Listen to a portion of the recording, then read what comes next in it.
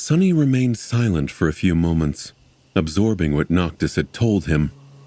The altar island was calm and tranquil, the lake surrounding it shimmering in the darkness with the reflected moonlight. The branches of the ancient tree swayed gently above his head. Because she was worshipped. He snorted and looked away, feeling bitterly disappointed for some reason. After a while, he said darkly, So what? Is that all there is? The sun god was jealous? The sorcerer glanced at him, a knowing and stern look on his face. He slowly shook his head. No, he wasn't. Noctis remained silent for a bit, then sighed. The gods have never shown any animosity toward demons. In fact, their relationship was somewhat friendly. In the battles of ancient times, they even fought side by side as allies. He frowned.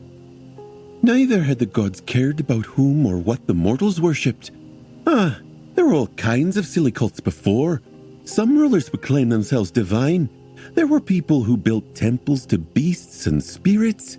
Some oddballs even worshipped rocks or corrupted abominations. By the moon, can you imagine? But the gods did not mind at all.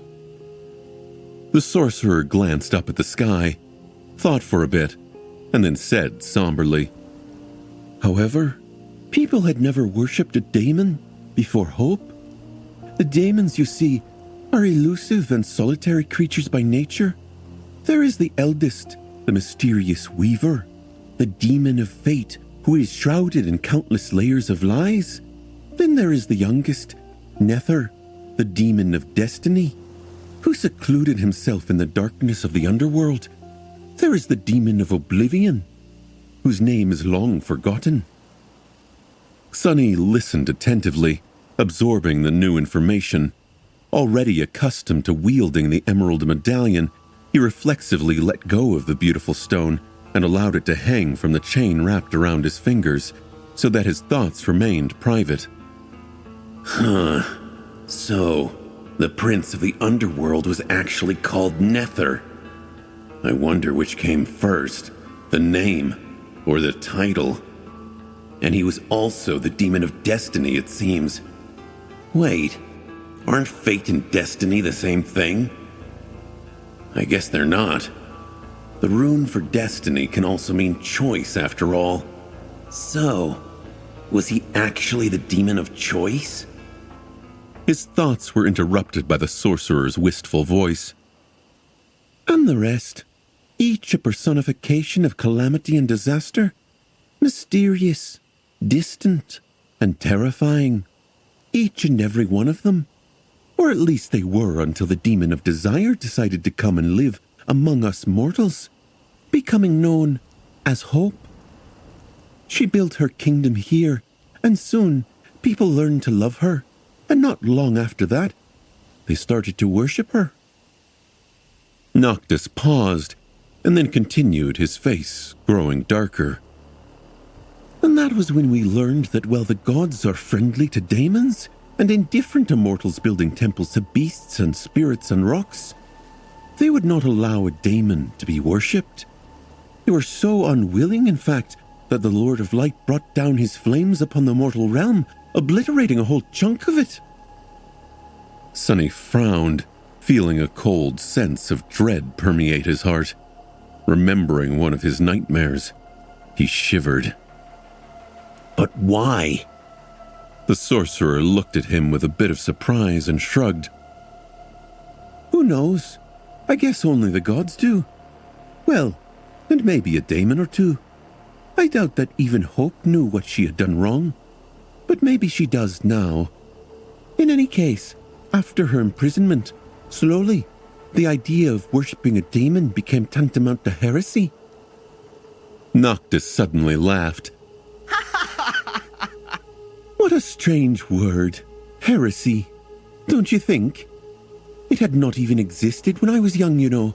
But then, suddenly each of the 6 cults started treating daemon worshippers as criminals, pests who were spreading a viral disease, and the concept of heresy was invented. Now, Becoming a heretic means being hunted down and saying goodbye to your life?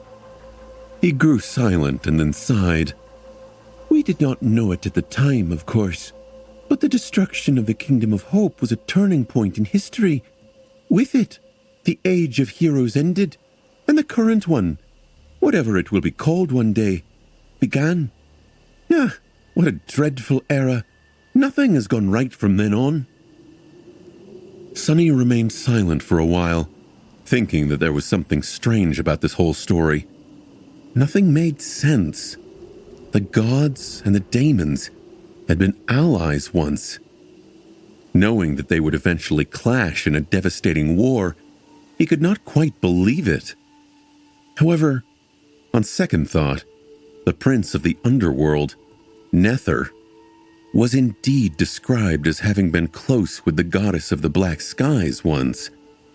Who was to say that the other daemons had not consorted with the gods as well? But that only made the divine punishment that the Lord of Light had brought down upon the Kingdom of Hope more inexplicable and strange. And who had they been allied together against? The creatures of the void? What was the exact timeline of all this convoluted nonsense? The Age of Heroes had ended with the imprisonment of Hope, but when had it started? And what had been happening before? Sonny's mind was whirling with thoughts of the past, present, and future, and his head spun trying to keep track of his own role in and out of time. Damn, so many questions. Sonny glanced at Noctis, hesitated for a few moments, and then grasped the emerald amulet again. However, the sorcerer was having none of it. He glanced at Sonny and said with a smile, I feel like you are about to ask me a question. That would be the second question. Wait. No, the second question was whether or not the sun god was jealous. Wicked demon. You tricked me. Noctis shook his head, looked at Sonny with reproach, and stood up. Shame on you, Sunless. Good night. Tell your friends to prepare well in the time that we have left. With that, the sorcerer gave him another hurt look, then turned away and started walking back toward his residence. After a few steps, however, he stopped and said, in his usual carefree manner, Oh yes, I almost forgot. You will have to go and retrieve the third knife too. Don't worry, though. It is not going to be hard. Rather easy, really. Sonny, who was staring at the tranquil lake with a dark expression, simply nodded. Sure. Wait, what? Why do we have to do it? Go and get it yourself. Noctis hesitated for a bit, then sighed. I wish that I could, but, well, I might have said some nonsense about how my friend should only give the knife to someone of pure thought and heart, or something like that. And sadly, while I am the most outstanding person in all of the Kingdom of Hope in many regards, purity is not my strong suit. You and your friends, however, you reek of purity. Well, one or two of you do at least. For now. With that, the sorcerer winked at Sonny and strolled away, whistling a jovial tune. Sonny watched him go, and then shook his head with a bewildered expression on his face. Wait, did he just swindle me into getting another knife for him? Again? He blinked a couple of times and clenched his 4 fists. Damnation!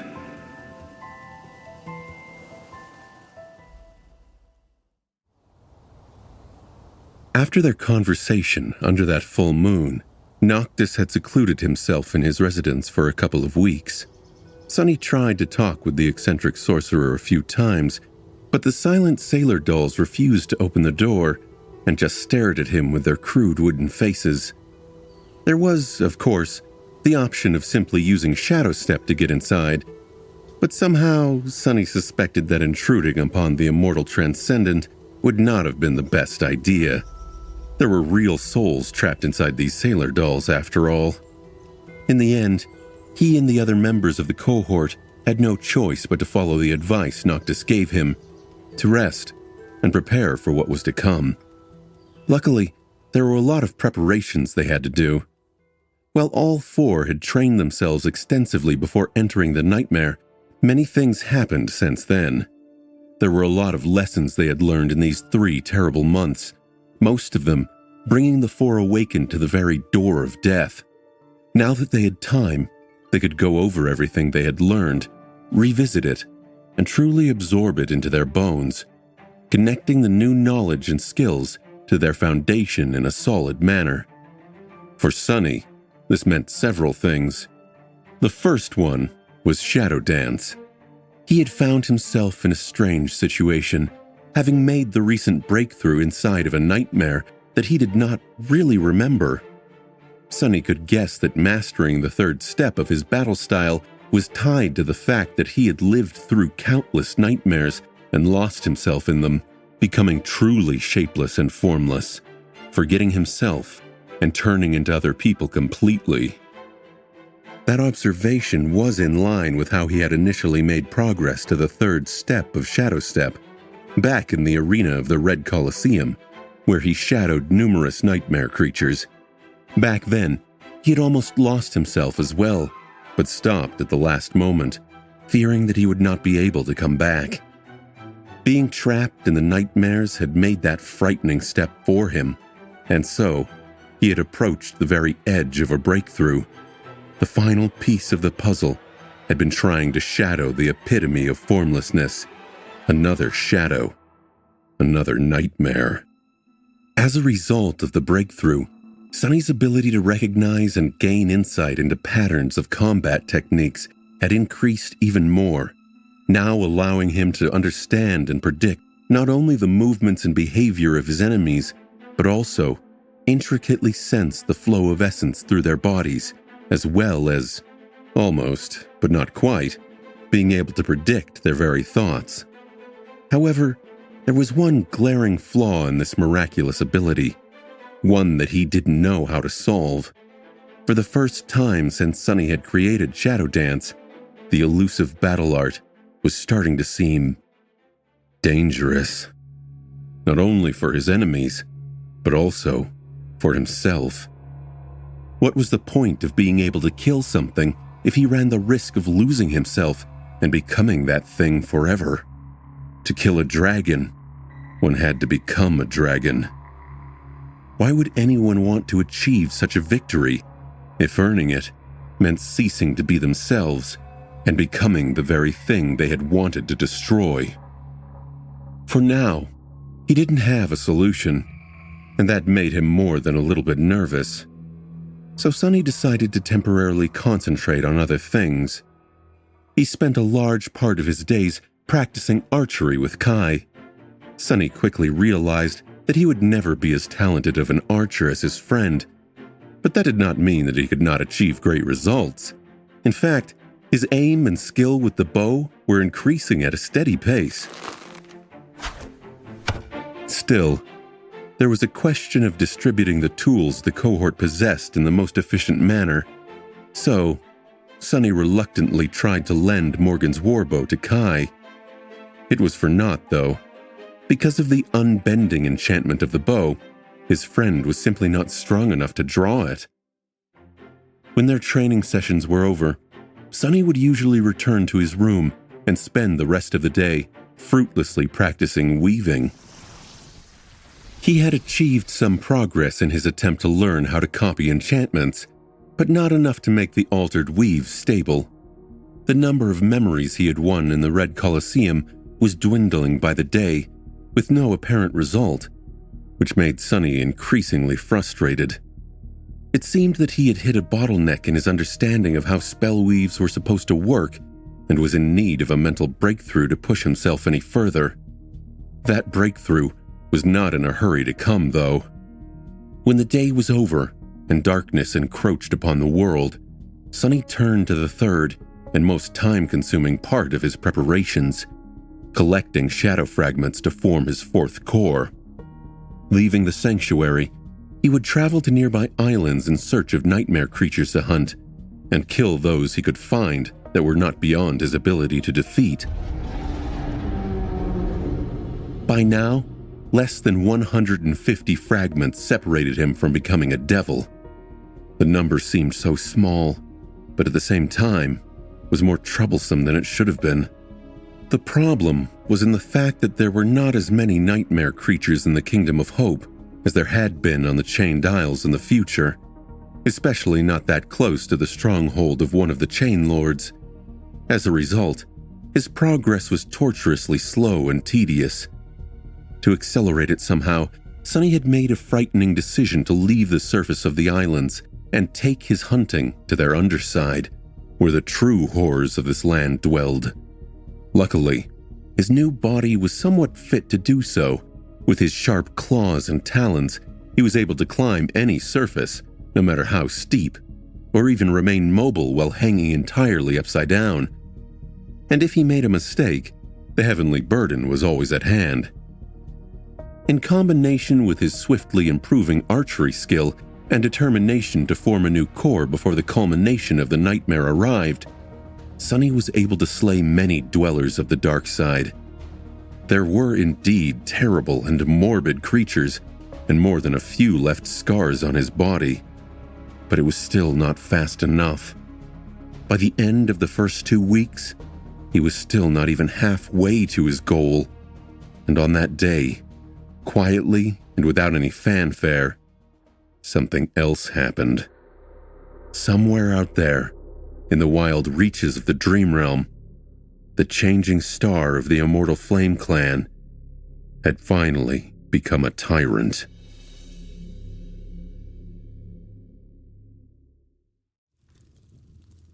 Sonny was in his room, watching as a memory disintegrated into a whirlwind of shimmering sparks, a dark expression on his face.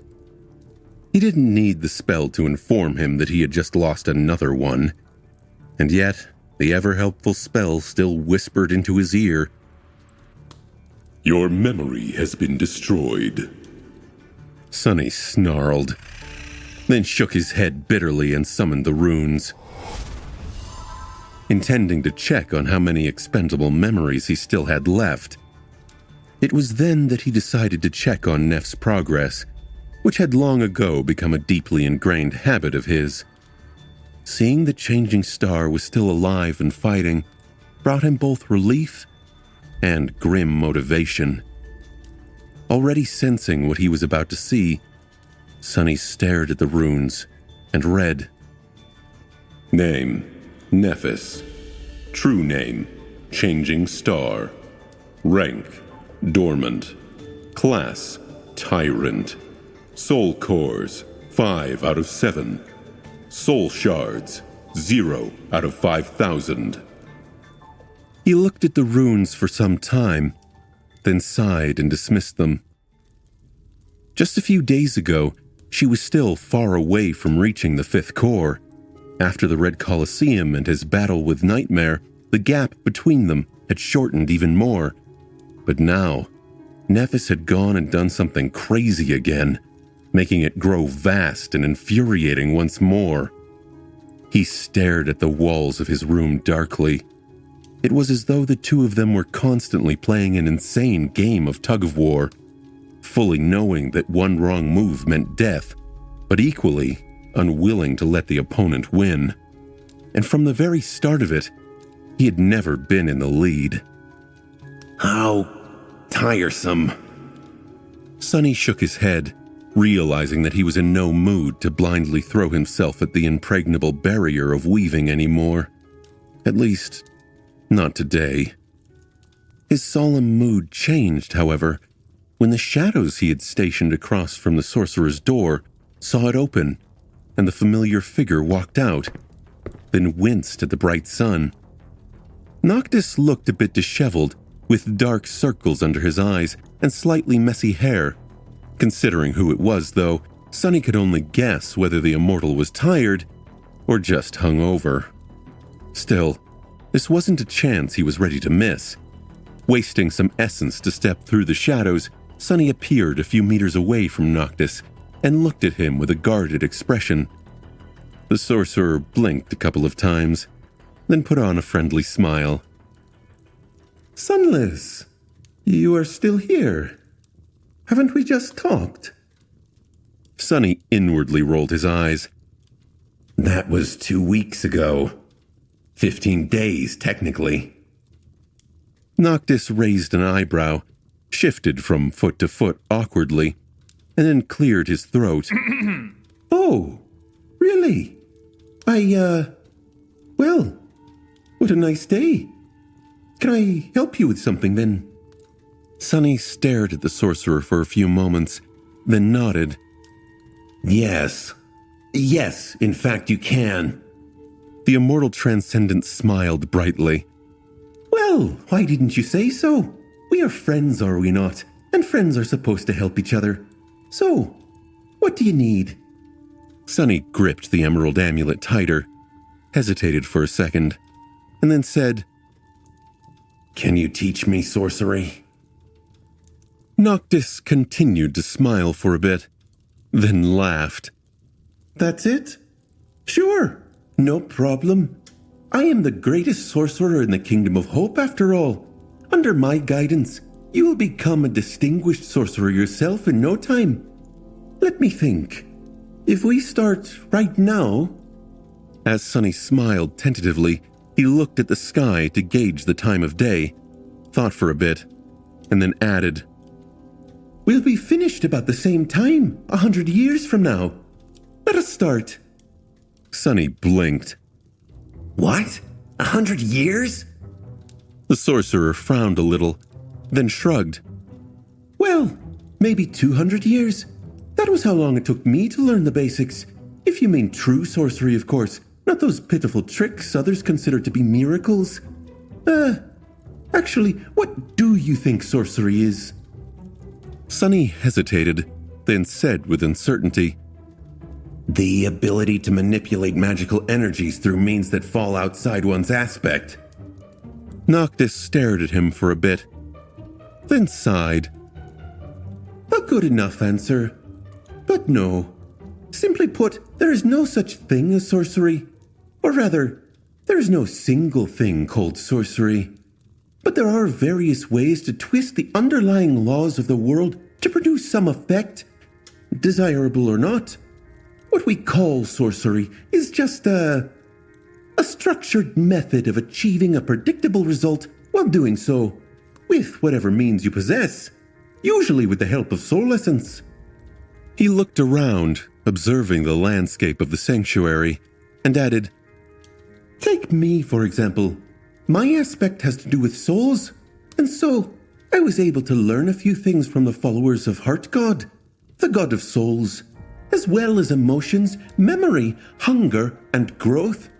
However, I only became a true sorcerer after learning Hope's magic.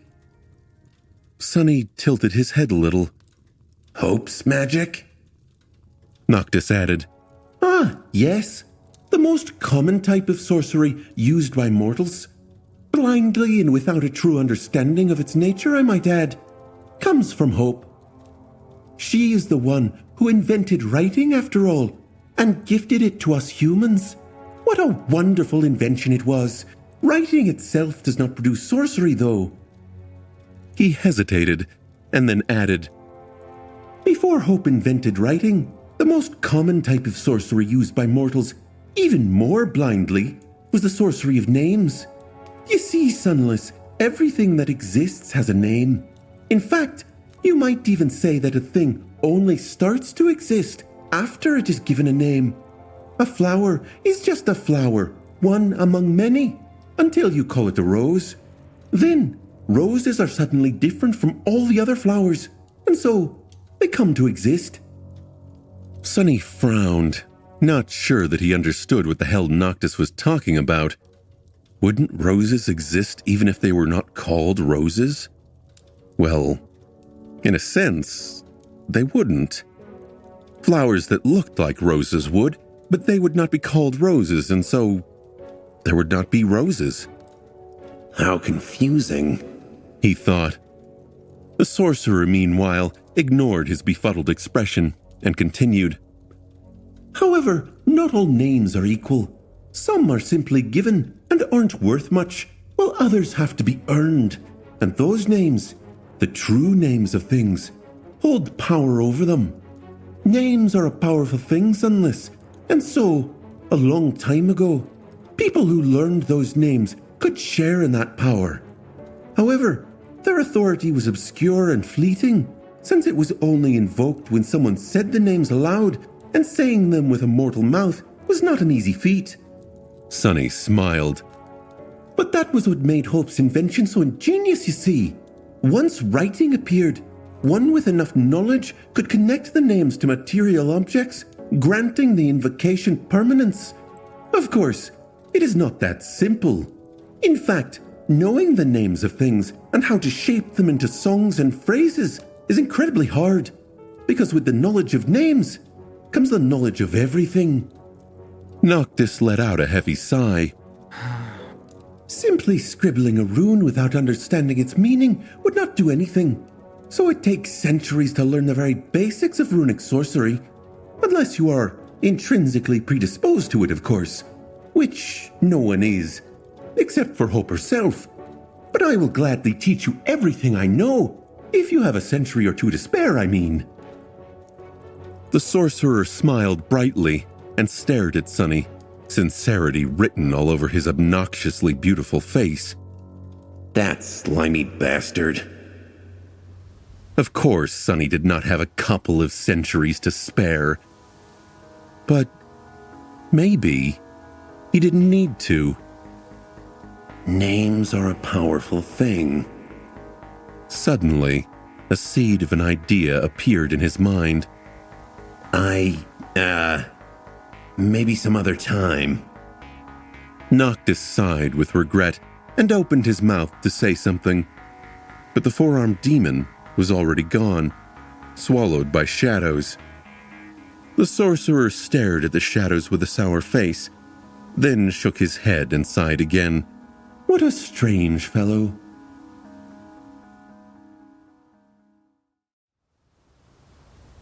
Back in the Red Colosseum, Sunny had spent an excruciating amount of time remembering and comparing the weaves of different memories in order to understand what they had in common. In his mind, there were 3 traits that all memories shared: the ability to be summoned and dismissed, the ability to repair themselves while dismissed, and the connection to the wielder's soul. By recognizing these 3 universal parts of the weave patterns, he thought that he had learned how to reproduce the simplest enchantments, at least to the point where he managed to create a simple pattern that allowed an item to be dismissed and summoned from essence.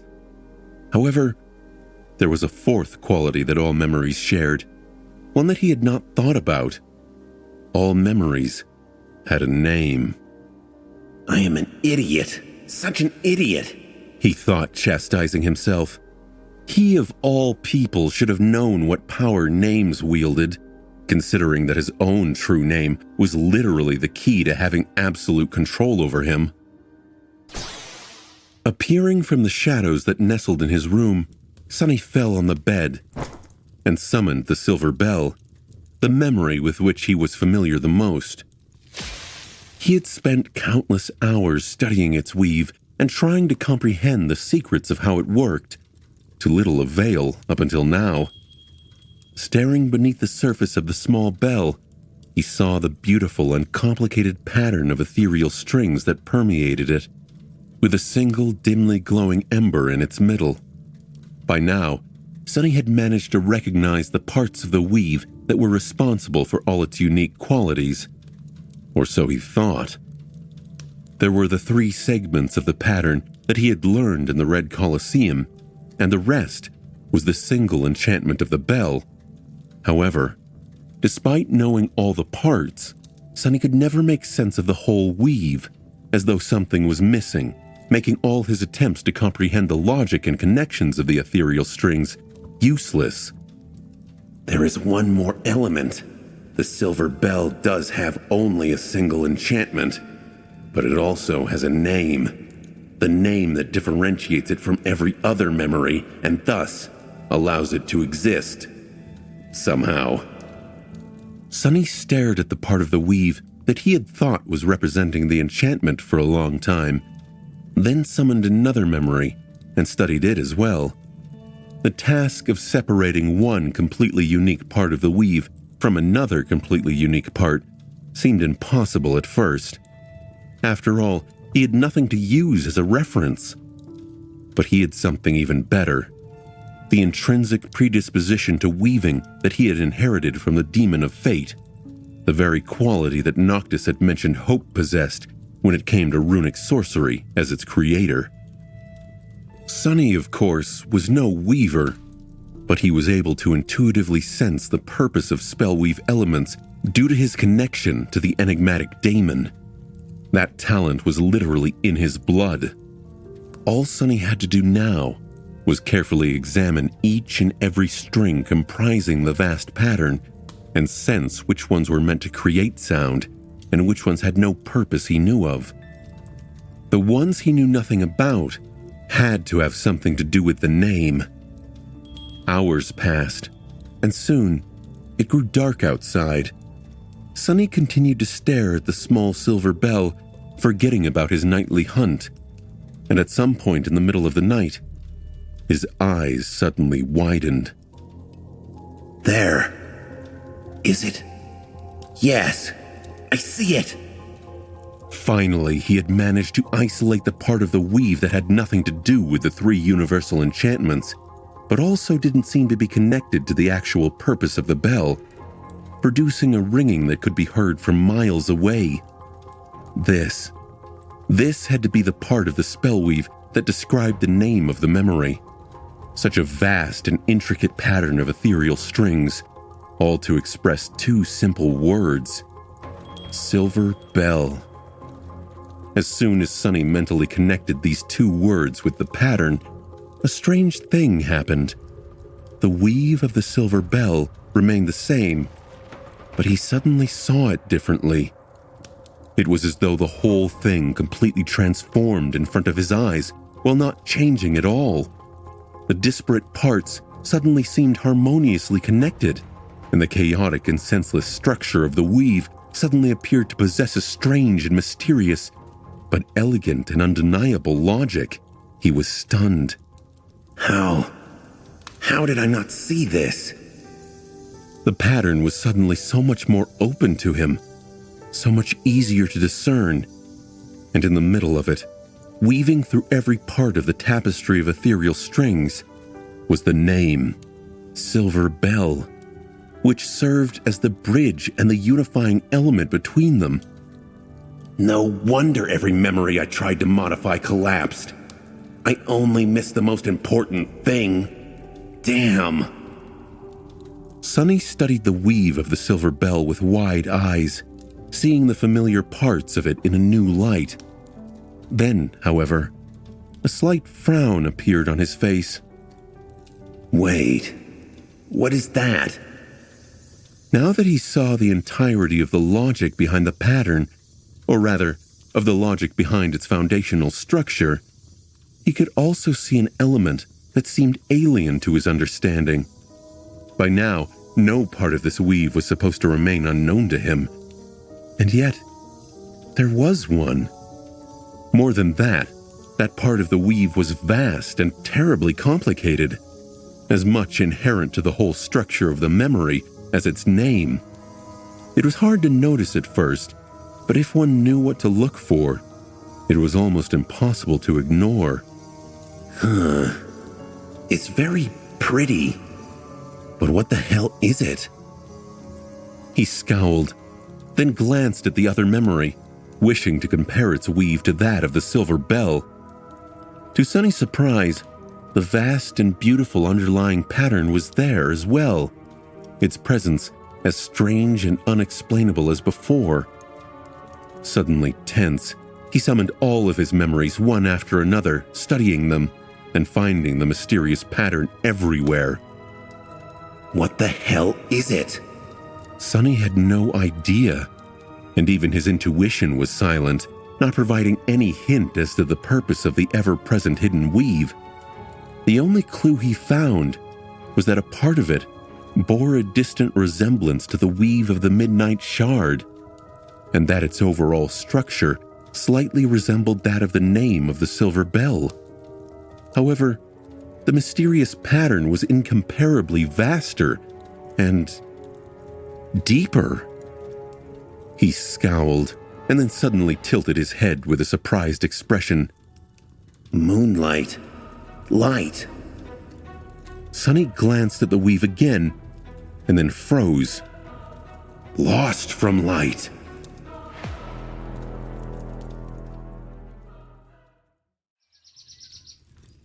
When morning came, Sonny was sitting on the floor with a wild look on his bestial face, his black, coarse hair in a mess. There was a glowing golden needle in one of his hands and a small silver bell in the other. The other two held a flute that seemed to be either cut from jade or made out of polished emerald bone. That was probably the best memory he had received in the Red Colosseum, but right now, Sonny couldn't care about the flute any less. Instead, all his attention was concentrated on the small bell. Holding his breath, Sonny raised and shook it. However, instead of the clear ringing that would be heard from kilometers away, all he heard was a barely audible, melodious whisper. A wild grin slowly appeared on his face, illuminating his features. I've done it. I really did. Barely containing his excitement, Sonny summoned the runes and read the description of the bell. Memory, Silver Bell. Memory rank, dormant. Memory tier, 2.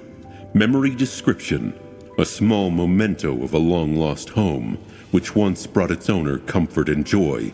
Its clear ringing can be heard from miles away. Memory enchantments, Silver Song, sonorous. Silver Song enchantment description. The ringing of this bell is not overly loud, but can be heard across a vast distance. Sonorous enchantment description. The owner can decide how loud this bell will ring. Sonny's eyes glistened with joy. Of course, these two enchantments were not that powerful. However, that did not matter. What mattered was the fact that there were now two of them, despite that there had only been one before. He finally managed to successfully copy and transplant an enchantment, albeit a simple one. He had studied the emerald bone flute, painstakingly recreated the weave of the sonorous enchantment, and integrated it into the weave of the silver bell without destroying it. He had done it. He had added a new enchantment to a memory. Failing to wipe the wide grin from his face, Sonny looked beneath the surface of the small bell. Now, its spell weave looked very different. Where there had once only been strings of ethereal light, now there were black strings made of shadows as well. The two types of strings were intricately intertwined to create a complicated and yet harmonious pattern. More than that, the pattern of the silver bell used to have only one glowing ember that served as a nexus for the ethereal threads, but now there were two. Knowing that an additional enchantment would require a more powerful foundation, Sonny had used one of the soul shards in his possession to create a new anchor. All of this had only been possible because of his new insight into the structure of weaves, knowing that the name of a memory was integral to its spell weave, allowed Sonny to see the pattern as a whole, and so he was finally able to change it without destroying the thing entirely. Of course, he was still unable to even think about creating an enchantment of his own, but taking an already existing enchantment pattern and transplanting it into a different memory was not outside of the realm of possibility for him anymore. Granted, it was not an easy process. Just the simple sonorous enchantment took a whole night and an ocean of shadow essence to create. And that was after he had spent months staring at the silver bell and studying its spell weave. But still, gods, he thought. He had done it. The possibilities were almost infinite.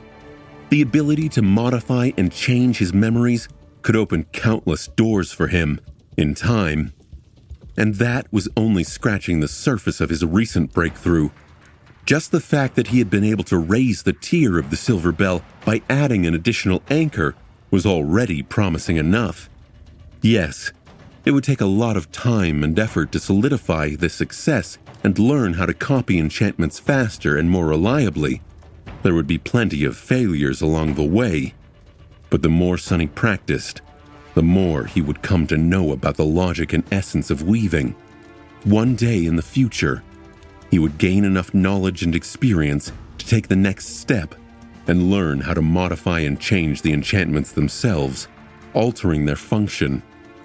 And one day after that, far in the future, he just might learn enough to try creating an enchantment and a memory of his own. On the day he succeeded in that daunting endeavor, on that day, Sonny would earn the right to call himself a true sorcerer. On that day, he would become a weaver. Much later, Sonny emerged from his room, stared at the bright sun with a dissatisfied expression, yawned, and walked toward the spot where he and Kai usually practiced archery. His friend was already there, wearing his charred wooden mask. There was a bow in his hands and a quiver of arrows by his feet. Noticing the four-armed demon, Kai turned his head and waved, greeting him. Good morning. Sonny rubbed his face, then revealed his sharp fangs in a frightening smile. what's good about it? Doesn't matter. Shall we start? The young man looked at him for a bit, then shrugged. Sure, but where have you been these last few days? Sonny blinked a couple of times. In my room. Wait, a few days passed? I must have lost track of time. Kai tilted his head, then suddenly glanced at Sonny's hands. Oh, wait. Where is that emerald amulet Noctis gave you? Sonny glanced down with a guilty look, lingered for a bit, and answered reluctantly. Oh, that thing. I sort of broke it. The young man's eyes widened. You broke? Wait, then how am I hearing you? At that moment, Sonny grinned and produced a simple-looking rock from the folds of his black kimono, then proudly presented it to Kai. The archer stared at it with confusion. It is the ordinary rock?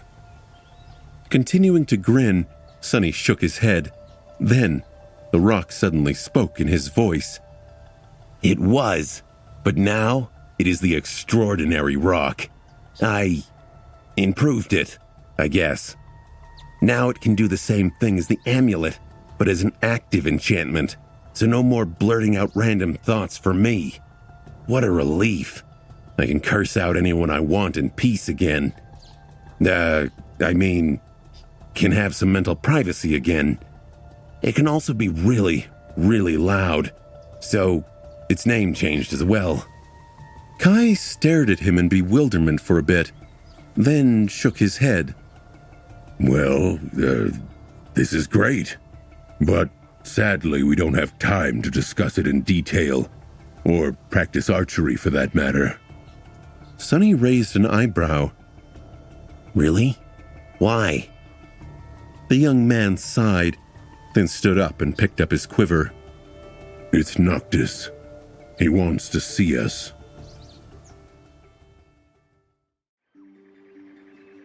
Sonny remained silent for a few moments, then sighed and followed Kai through the garden. He felt a little uneasy about meeting Noctis. Surely he wouldn't be mad at me for breaking his amulet. Well, who cares anyway? That slick bastard owes me too much already. Destroying the emerald amulet had not been his plan. Sonny just really wanted to find a more efficient method of expressing himself, and the sorcerer's gift was the only thing in his possession that had a suitable enchantment. The problem was that the enchantment was made with runes and not spellweave, so Sonny had no way to reproduce it. He could, however, try to turn the amulet into a memory. Sonny had already achieved something similar back in the Red Colosseum by weaving a basic enchantment of summoning into his slave collar. However, the process had never been completed because the enchantment was destroyed in the clash with the collar's own magic, lasting only long enough to allow him to escape the cage. Now, however, Sonny had plenty of time to make another attempt. This time, armed with his new knowledge, he had a far better chance of success. Of course, it was not guaranteed, so he started by experimenting with a beautifully crafted wooden chair in his room. Slowly and tediously, he created countless strings of the essence and weaved the 3 basic enchantments into the piece of furniture, only to see them, and the soul shard he had used as an anchor, disintegrate into a rain of ethereal sparks.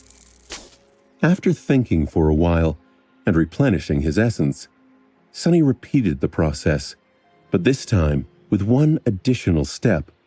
He also weaved his true name into the pattern, using it as the beacon for the enchantment that was responsible for connecting the memory to the owner's soul. And so, the chair became a memory of sorts.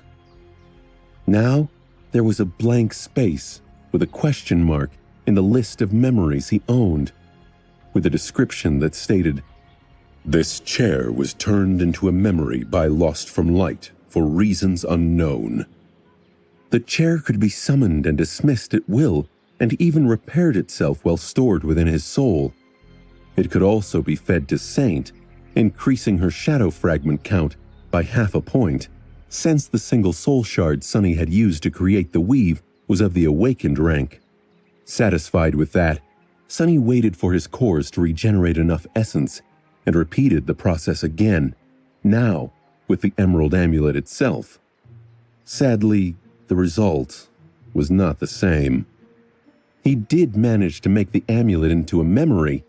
What was more, in the process, the spell itself transformed the enchantment of the amulet from runic to a weave, showing just how ingenious Weaver's creation was. However, the resulting pattern turned out to be unstable, perhaps because of the alien nature of the amulet's magic, or perhaps because Sonny did not know its name, or how to name it using strings. It began to slowly unravel almost immediately after the transformation. All Sonny could do was feverishly study the weave of the swiftly decaying memory before it completely fell apart. So, the amulet destroyed itself. But Sonny still managed to copy its enchantment onto the ordinary rock, as well as adding a new anchor to the weave of the rock, thus elevating it to the second tier. He also went ahead and copied the sonorous enchantment onto it as well. When he did, the name of the memory changed, and the ordinary rock became the extraordinary rock. Overall, Sonny was pleased with himself, not only because he managed to recreate another enchantment and confirm his ability to turn soul shards into food for his shadows, but also because he would finally be able to speak his mind without speaking everything that was on his mind in the process. Gods knew he needed that. The only bad thing about the whole situation was that Noctis's gift was destroyed, but with some luck, the sorcerer would not even notice. Hopefully. Whatever, Sonny thought, happy to have his thoughts to himself. They met Effie near the wooden door. By now, the little girl's bruises had healed, and she looked like a vigorous, healthy child again. She was also gnawing on a large bone with a wild look on her face, seemingly making even the sailor dolls a bit nervous. Noticing the two of them, Effie smiled. There you are. Kai greeted her, and then asked, Where's Cassia? The little girl swung her bone, pointing at the flying ship that hovered above the sanctuary. There. Noctis is too. Let's go? With that, she swallowed the remains of the bone and raised her hands as if asking for a hug. Kai sighed, then picked her up and flew into the sky. Sunny grimaced, summoned the heavenly burden, and followed. Soon, they landed on the deck of the ship and found Cassia there, already waiting for them. The sorcerer was some distance away, watering the sacred tree. The sight of him with a watering pot in hand was so mundane that it almost looked comical. The members of the cohort approached Noctis and then stopped, waiting respectfully for him to notice them. After a while, Sunny cleared his throat, but that didn't faze the sorcerer. Then Sunny growled loudly. Finally, the sorcerer flinched, then turned around and smiled. "Oh, you're finally here." Sunny nodded, then asked cautiously, "We are. What did you want to talk about?" Noctis scratched his chin, then sighed. "Well, it's time for the four of you to go and retrieve the ruby knife. It's not too far from here, being kept by a friend. The whole trip should not take you more than a couple of days." Sounds like another disaster, Sunny thought, but he kept that to himself for now. Sunny frowned. "And what exactly do we need to do to get the knife from your friend?" Noctis blinked a couple of times, a confused look on his face. "Oh, nothing. Just go there and tell her to give you the knife. As long as at least one of you is pure in heart and thought, she will." Can't be that easy. And what does being pure even mean? Sunny wondered. Sunny wanted to ask a few questions, but then changed his mind. Speaking with Noctis more than absolutely necessary was troublesome. It was also fruitless, since Noctis only ever revealed as much information as he wanted, and never more than that. So he simply asked, "And where does this friend of yours reside?" The immortal transcendent smiled, then conjured a map of the Kingdom of Hope from somewhere, and pointed to a particular island. "Here. See? It's really close."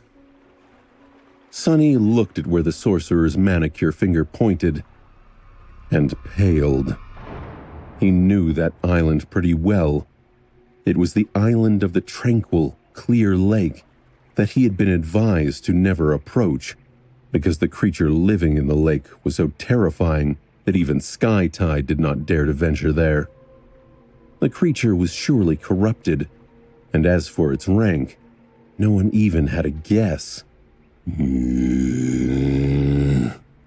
Rattled, he glanced at Noctis with a dark expression and growled, "Are you joking? There's a terrible, unsightly thing living in that lake."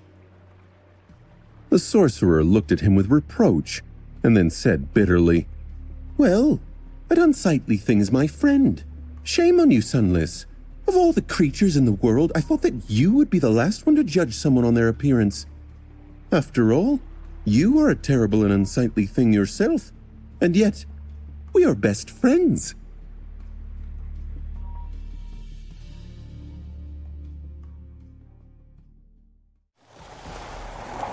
Sunny stared at the sorcerer for a few moments, unamused. He really wanted to retort, but couldn't. The four-armed demon was indeed a fearsome and unsightly creature, as far as humans were concerned. So denying it would have been a lie. And while the extraordinary rock could repeat his thoughts, the thoughts it spoke aloud still had to be truthful. With an irritated snarl, Sunny looked away and said, "Fine, we will retrieve the ruby knife from your friend who lives in the lake. However, it would only be polite for you to return the favor and give us something in return, don't you think? To avoid putting a strain on our own friendship, you know." These were more or less the exact words Noctis had used to lure him into a confrontation with Nightmare. So, Sonny was pretty sure that the sorcerer would not be able to refuse his request. Indeed, the immortal looked at him with a pale smile, and then let out a slightly nervous laugh. Oh, yes. You are right, of course. Is there something particular you had in mind? Sonny nodded. As a matter of fact, I do. With that, he pulled an amulet in the form of an anvil from the folds of his kimono and handed it to Noctis. This was the charm Master Welty had worn in the Night Temple to protect herself from Mordred. After her death, the small talisman remained in his possession, revealing that it was not a memory, but an actual object.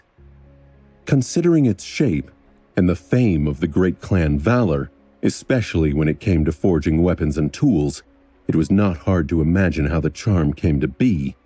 However, that did not mean that Sonny understood how it worked, and he really needed to. Cassia was immune to Mordred's possession due to her blindness, and Sonny himself was protected by the army of shadows contained within his soul. Kai and Effie, however, when he imagined his friends meeting the Prince of Nothing, his blood turned cold.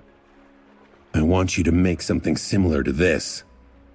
Noctis took the talisman and studied it with a curious smile. Slowly, however, the smile disappeared from his face.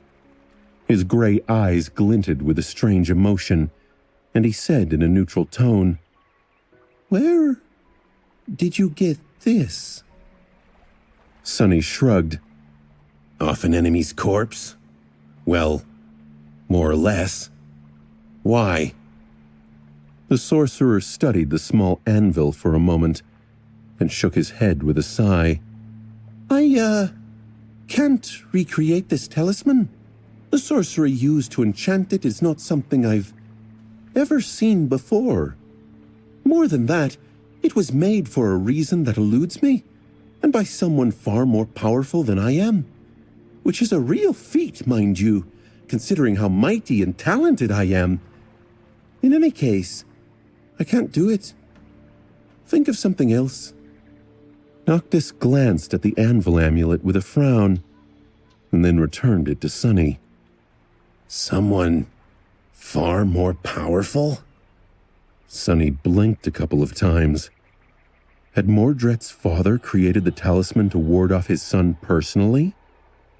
That was entirely possible. Just how dreadful were the sovereigns to impress even an immortal saint of the bygone era? Sonny lingered for a bit, then hid the little anvil inside. All right then, I'll think of something else. We will discuss it after the ruby knife is in our hands. Noctis waved a hand and turned back to the sacred tree, then continued to water it. Fine. Just don't let your imagination run too wild. I am but a humble sorcerer, you know, not an actual deity. I only look like one. Ah, yes, my heavenly beauty is indeed divine. Sonny sighed, then gestured to the other members of the cohort and turned around. It was time to visit another of the humble sorcerer's friends. 4 awakened were walking across the great chain that swayed lightly, suspended between 2 skies, one blue and full of light, the other black and devoid of it. Well, to be more precise, only Sonny and Cassia were walking. Kai was levitating above the links of the ancient chain, while Effie was sitting comfortably on Sonny's shoulders. In fact, the little girl was so comfortable that she was fast asleep and drooling on his head. In other circumstances, Sonny would have been outraged and shaken the fiendish child awake. But right now, he was too preoccupied with grim thoughts. He wasn't even thinking about the creature they were about to face. No, his mind was still on the anvil talisman. Since Noctis was unable to create a second one, someone in their cohort was going to have to remain without any defense against the Prince of Nothing.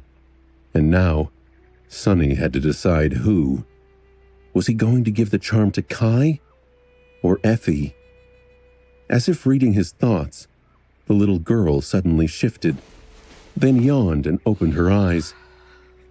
God, Sonny, stop grinding your fangs so loud, will you? I can't sleep. What has gotten you so tense anyway? He hesitated for a few moments, then shared his concerns. Both Cassia and Kai listened, their faces turned as grim as his own. Effie, however, seemed unconcerned. What? That's it?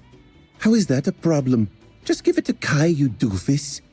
Sonny jumped down to the next link, holding Effie's skinny legs to prevent her from falling off, then asked, Aren't you afraid of being consumed by Mordred? The little girl grimaced. You guys overestimate that Mordred guy a lot.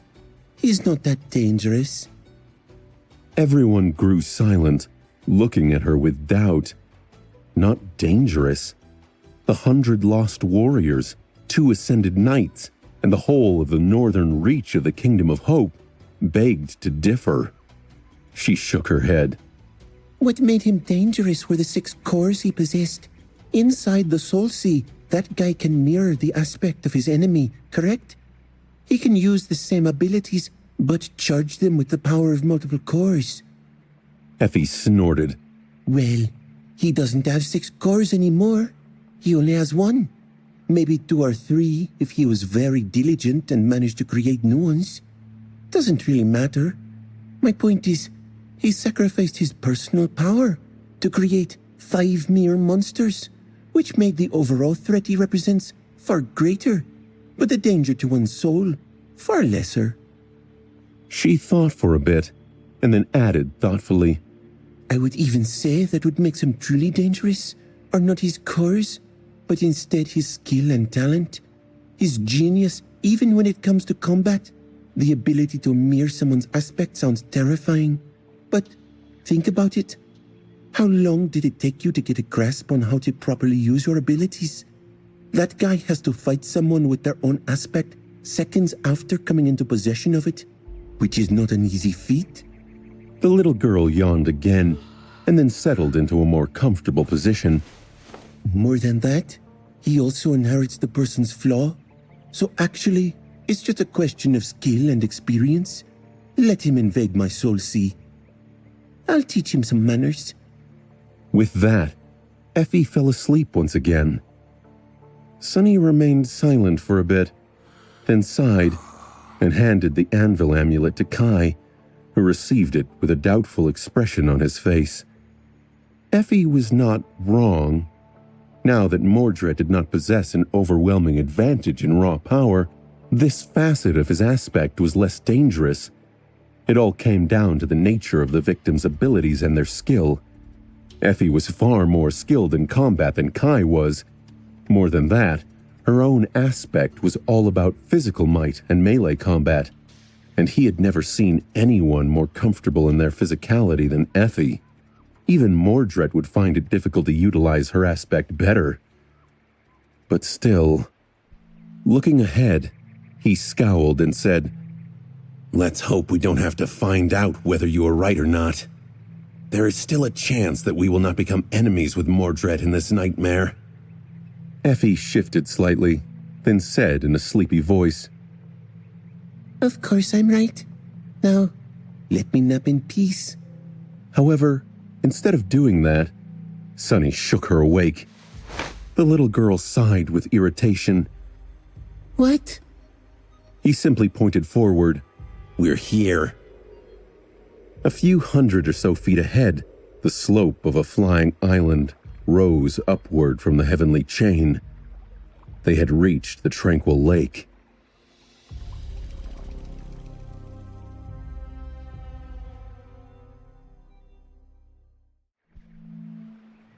Sonny landed on the very edge of the island and froze there, looking forward with a dark expression on his bestial face. The others remained silent too, feeling his unease and tension. The land in front of them seemed tranquil, beautiful even. There was an expanse of vibrant green grass, and some distance away, it made way for the calm waters of a vast lake. Its surface was perfectly still and reflective, making it seem as though a piece of the blue sky above had somehow gotten embedded into the ground. A gentle wind caressed their faces, and nothing broke the peaceful silence, except for the rustle of grass and the distant rattling of chains. And yet, Sonny couldn't help but feel a sense of imminent danger. He sighed, and then glanced at his friends with uncertainty. Should we summon our armor and weapons? Kai hesitated for a moment, then said, Wouldn't that be seen as a sign of distrust and hostility? Pure heart, pure thoughts, whatever that means, does not seem to fit with being armed and ready for a fight. Sonny grimaced. Yeah, but what if we do have to fight? Effie smiled. The four of us should be able to at least retreat safely, should things go wrong. I mean, how terrible can nothing be? Sonny shivered, then shook his head. Terrible enough for saints to fear it. I've been to this island a few times in the future, but stuck to the edges, never approaching the lake, so I don't actually know what kind of a creature lives in its depths. However, I did see bones lying on the shore, and those bones definitely looked like they belonged to things I would not want to meet. He hesitated for a while, then glanced at Cassia. What do you think? The young woman tilted her head a little, and then said calmly, I don't feel any danger. Maybe Noctis was honest this time. Sonny sighed. Cassia's intuition had guided each of them through countless dangers unscathed. If she felt that it was safe, there was a good reason to listen. That didn't mean that he had to be happy about it, though. All right. No weapons or armor for now. Just pure thoughts. Together, they crossed the stretch of land between the edge of the island and the shore of the lake, stopping just a few steps away from the calm water. Despite how still it was, the reflective surface made it impossible to peer beneath the surface.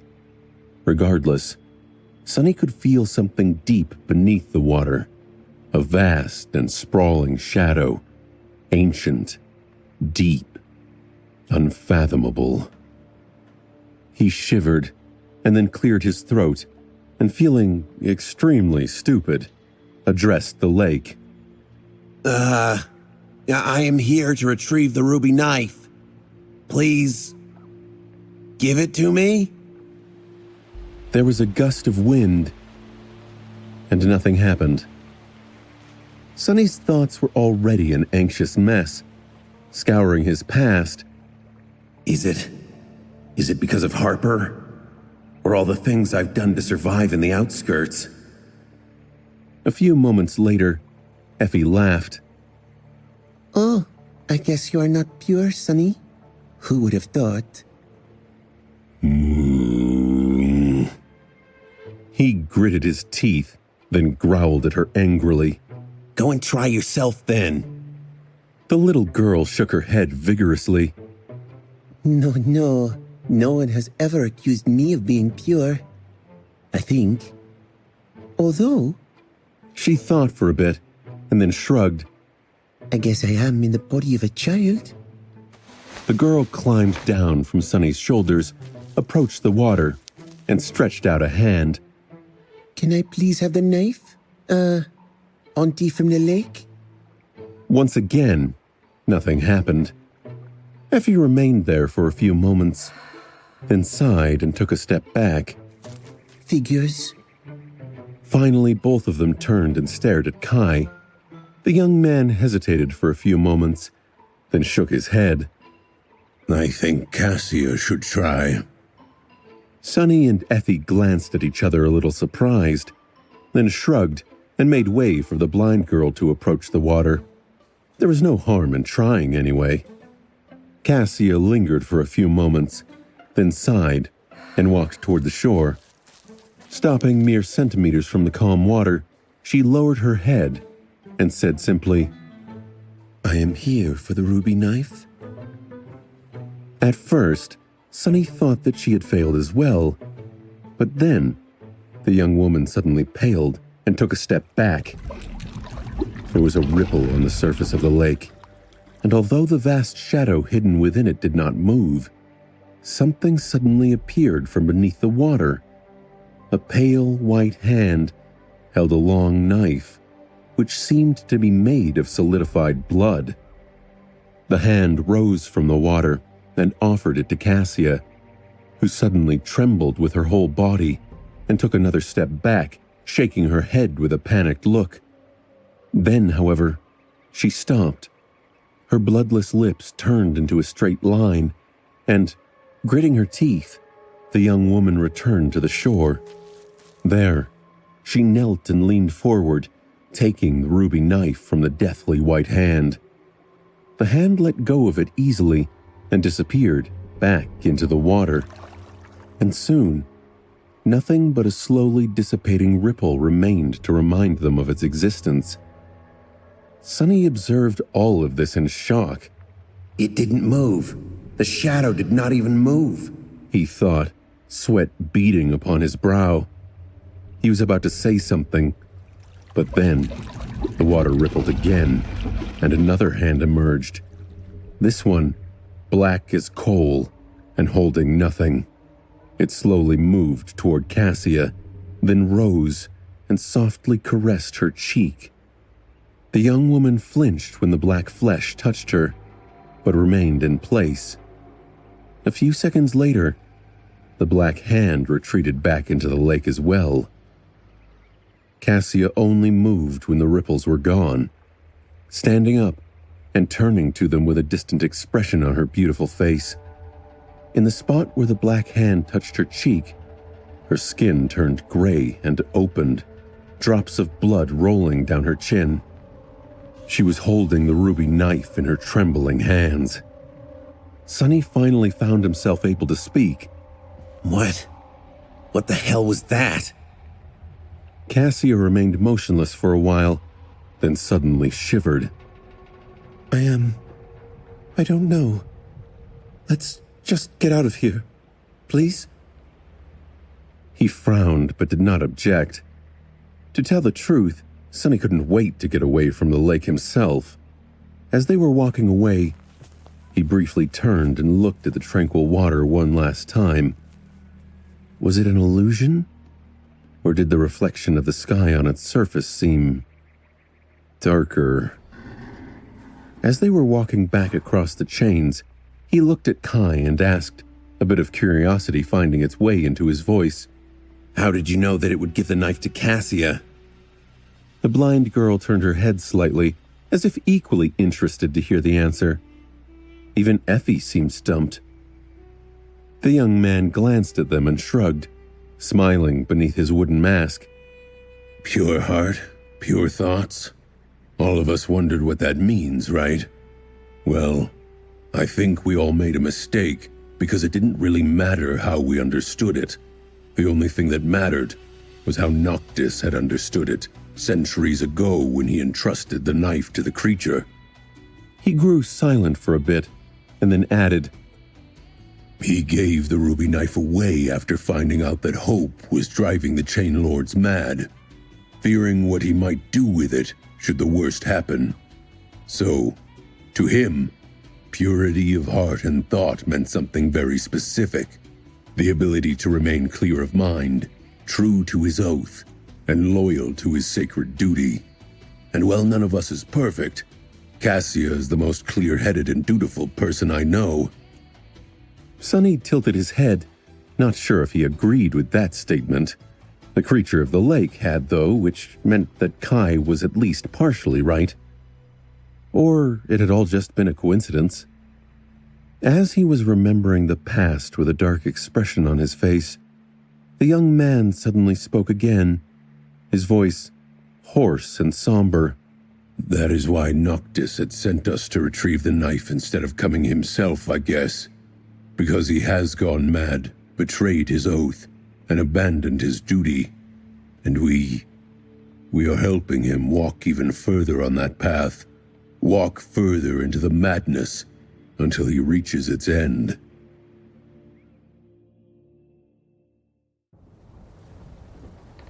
The journey back was, sadly, uneventful.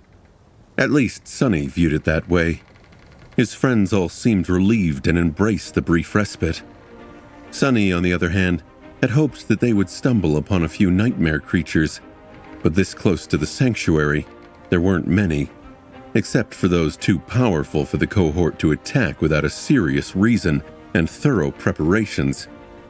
Come to think, these powerful abominations were probably the reason why the weaker ones were kept away. Perhaps that was why Noctis had not eradicated them. Well, that, or he was simply too lazy. They returned to the sorcerer's stronghold at dawn and went to find him without wasting any time. However, Noctis was not at his residence, and the wooden door remained shut.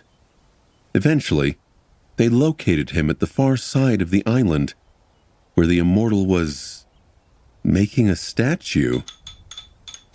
There were several giant slabs of marble laying on the ground, and a dozen or so chisels hacking at them without anyone's help. The sorcerer stood some distance away, his lustrous black hair powdered by marble dust, and watched it all with a satisfied expression on his face, while sipping from a glass of wine.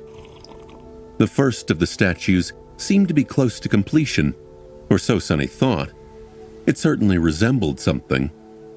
It might have been a human, or a horse. Sonny found it hard to tell. Noticing them, Noctis grinned. "Oh, you're back." Then he looked at the hideous stone abomination and raised his chin proudly. "What do you think? Majestic, right?" Sonny hesitated for a few moments and then said cautiously, That is one word to describe it, without a doubt. But what is it?" The sorcerer frowned with confusion. "What do you mean? It's me. A monument to me, that is. I have decided to grace the generations to come with a vision of my matchless beauty. They deserve the privilege of witnessing it as well. Who am I to devoid people of such blessing?" He glanced at the terrifying marble monster, scratched the back of his head, and added, "Of course, I might have failed to grasp a couple of nuances of the sculpting art just yet. This one is really not too bad, but it is just the first attempt. Luckily, I have plenty of these slabs to practice. 7 should be enough to reach perfection.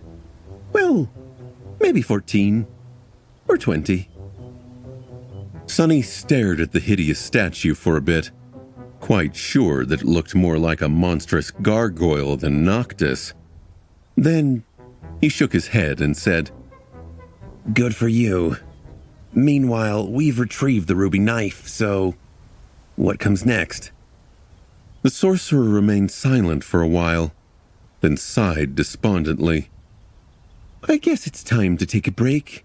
Come, let's have something to eat, and drink, of course, and discuss the future. Now that the knives are in our possession, the future will surely be upon us soon enough." Sometime later, they were enjoying a light breakfast in the shade of the ancient tree that grew in the heart of the sanctuary. Noctis poured himself some wine and then offered them a polite smile.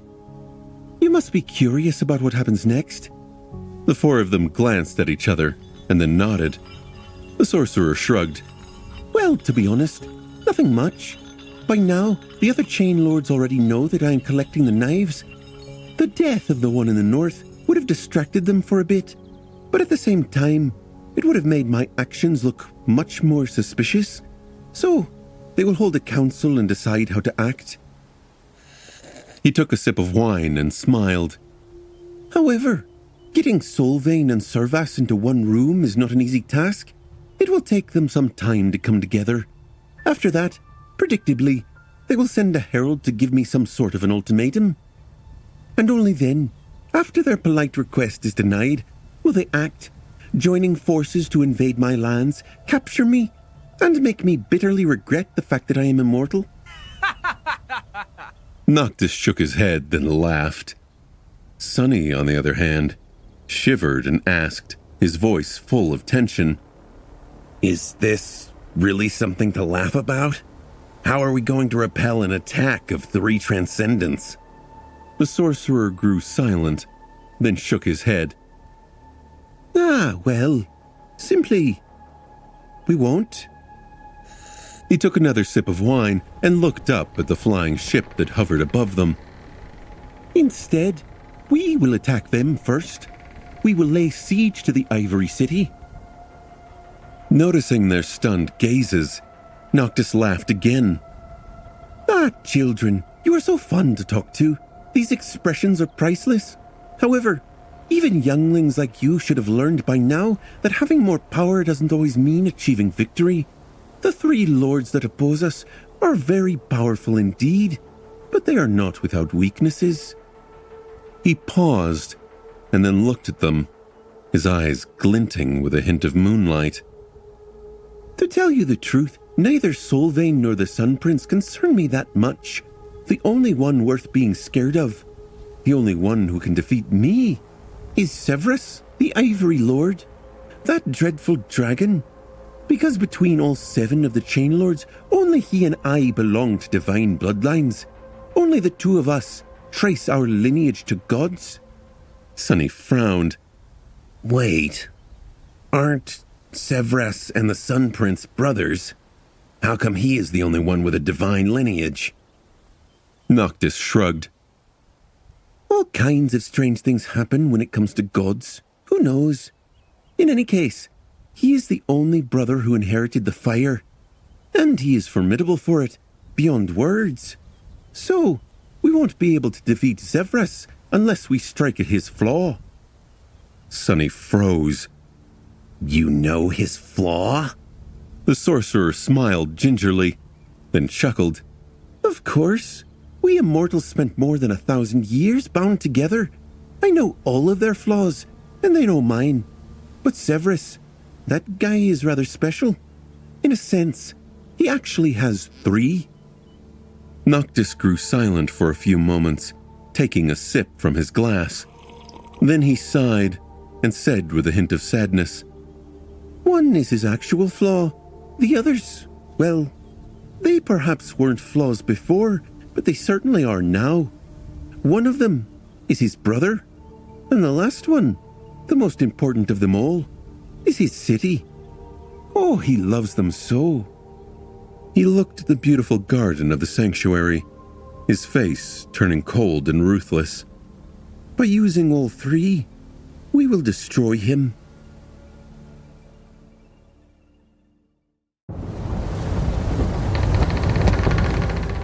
No one dared to speak for a few moments, unnerved by the sudden change in the sorcerer's mood. After a while, though, Effie tugged on his sleeve and asked, Care to elaborate, Grandpa Noctis? Noctis looked at her absent-mindedly, then flinched and jerked his sleeve away, wiping the spot where the girl touched it with a repulsed look. Grandpa? Who are you calling a grandpa, you mangy critter? He moved his chair away from Effie and stared at her menacingly for a moment, then threw a hurt look at Sunny. Sunny shrugged. You are 1,000 years older than her. The sorcerer opened his mouth with a deeply offended expression, then puffed and looked away. After a long and poignant pause, he continued. Anyway, as I was saying, Severus has 3 weaknesses. The first one is his flaw. He is incredibly powerful during the day, but nearly powerless during the night. The second one is his brother. Surprising, I know, considering what he did to the poor guy. But the Ivory Lord still genuinely cares about his younger sibling. That is probably the only thing he cares about anymore, apart from his duty and principles. Noctis grew quiet for a moment, and then added in a somber tone, And the third one is his city. That Severus loves his people, but he also hates them. They are a burden that weighs heavily on his soul, one that he cannot escape. Their relationship had long been perverted by hope and by his own stubborn unwillingness to give up. Noble, righteous Severus, he might seem like the sanest among us, but in reality, he is the closest to utter madness. All it will take to send him over the edge is one little push. The immortal transcendent sighed, then shook his head reproachfully. That guy, truly, he has always been too serious. You can't survive in this place without a sense of humor, even if you are immortal. The sorcerer giggled at his own joke, and then looked at them with a relaxed smile. We will attack at night when the ivory dragon Severax is at his weakest, and we will kill his younger brother before dawn. That will be the push that sends him into the abyss and dooms him. Sonny shivered, looked at the immortal transcendent, and asked cautiously, Is it wise to drive a dragon insane? Hearing this, Noctis simply laughed. Of course, Severus the Ivory Lord is fearsome and dreadful, but Severax the dragon is just a mindless beast. Killing a beast is not too difficult for a cunning hunter. And while I might not be as righteous and noble as Severus, his smile disappeared, and his eyes suddenly shone with pale light. I am the blood of the moon, the beast god, the god of hunters. With that, the sorcerer leaned back and took a sip of his wine, slowly returning to his usual carefree self.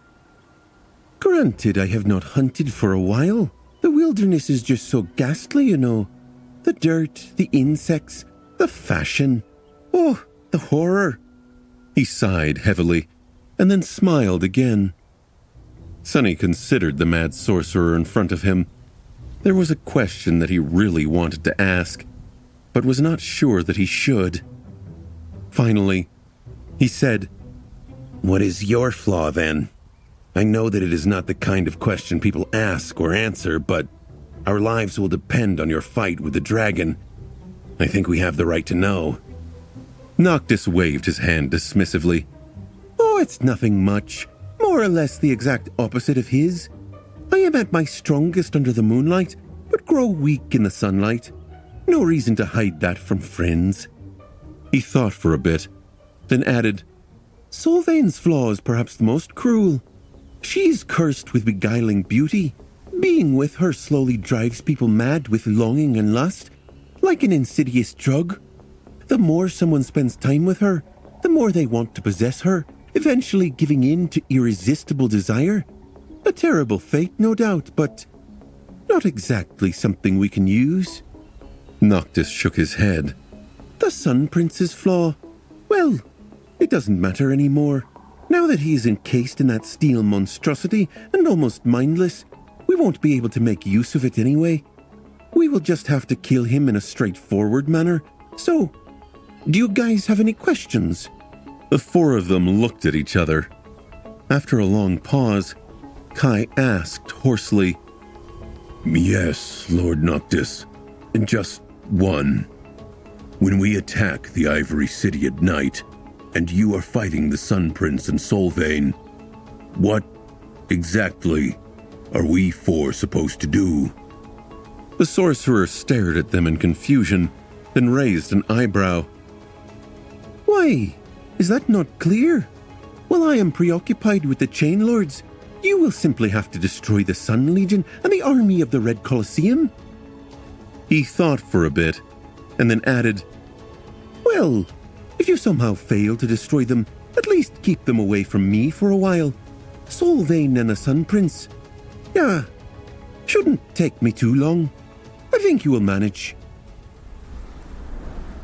At the precipice of night, Sonny came to the edge of the island alone and stood there for a while, shrouded in shadows. Now that things were nearing the final stage, There was a lot he had to think about. There was the seemingly insane plan of attacking the Ivory City, the battle the cohort was going to wage against 2 armies while saints fought in the skies above them. And then there was Mordred, who remained an unknown variable in this whole mess.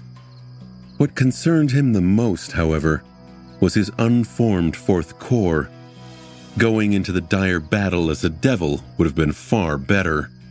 What's more, he couldn't allow himself to undergo the debilitating process of forming a new corps in the midst of the furious clash.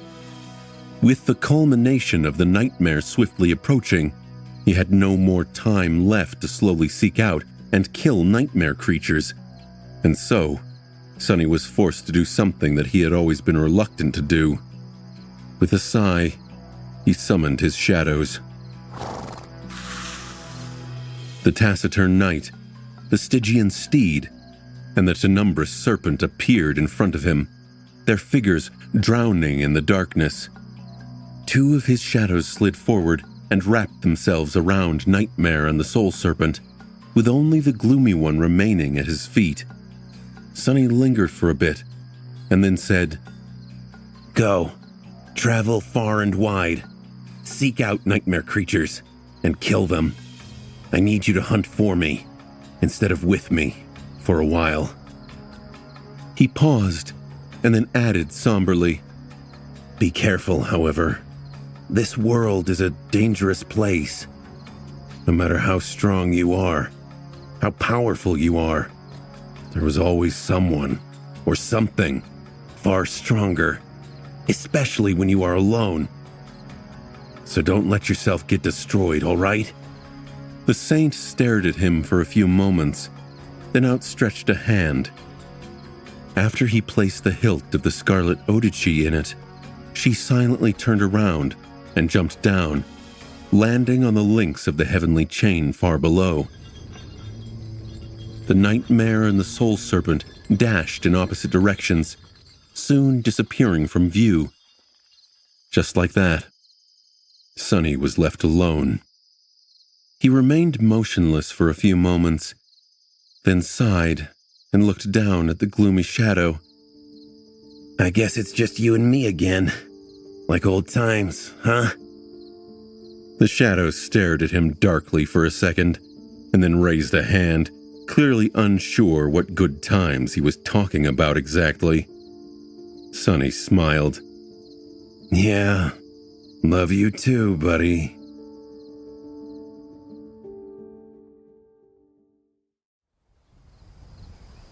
Soon after the shadows left, the connection Sonny shared with them grew faint. He could still feel their existence, but not much beyond that. The same happened with the happy and creepy shadows. When the Nightmare and the Soul Serpent left the range of shadow control, which had grown to about 4 kilometers, he lost the ability to perceive them, and the world through them. Sonny felt that they were out there, somewhere, but that was it.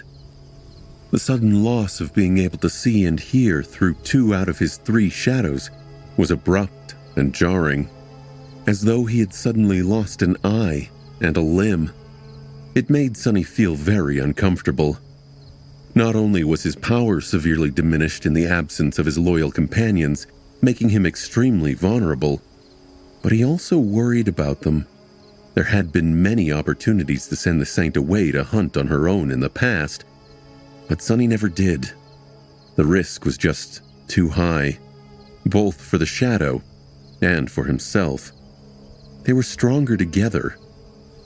Shadows were not meant to be apart from their master, but there was no other choice now. He did not know when the 3 chain lords were going to act exactly, but there was not much time left before the final confrontation began. Sonny had to become a devil. Nephis was already a tyrant after all. It would not do to let her remain so far ahead. With a sigh, he turned around and walked back to his room. The gloomy shadow followed, trying to not show that it, too, missed its siblings. The shadows were gone, but there was still a lot Sonny had to do. He had to prepare himself for the battle, both mentally and physically. The next few days passed without too much happening. Sunny trained archery with Kai, practiced swordsmanship with Cassia, and sharpened his mastery of the spear with Effie's help. The other three were busy with their own preparations as well. From time to time, all four left the sanctuary to hunt and put their teamwork to the test. Sunny received a few fragments from those small expeditions as well. In the night, he continued to experiment with weaving. However, he was also careful to get enough sleep. It would not do to go into the battlefield exhausted. After several days of this, while Sunny was laying in bed, the spell suddenly whispered into his ear, You have slain a fallen monster, Veiled Slayer. Your shadow grows stronger. Sunny sat up and stared into the darkness, tense. So, one of them had found a prey.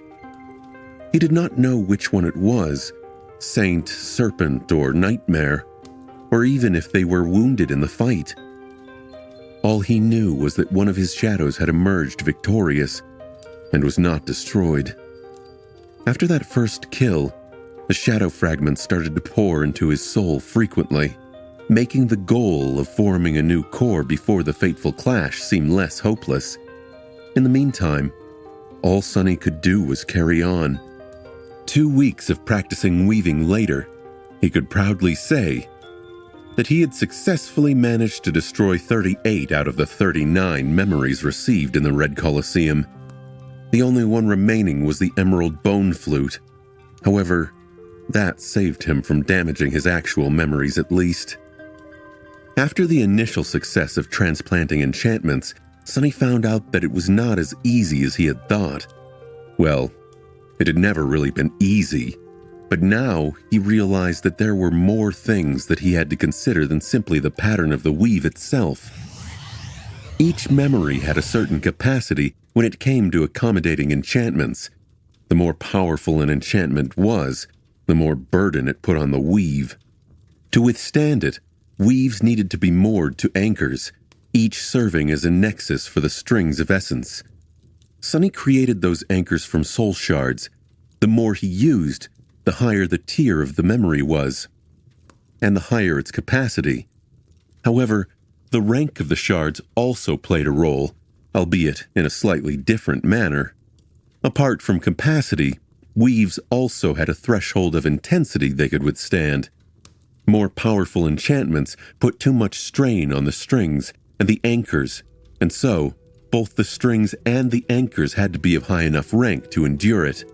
Additionally, only the weakest of enchantments could be activated passively, relying on the memory's own ambient soul energy.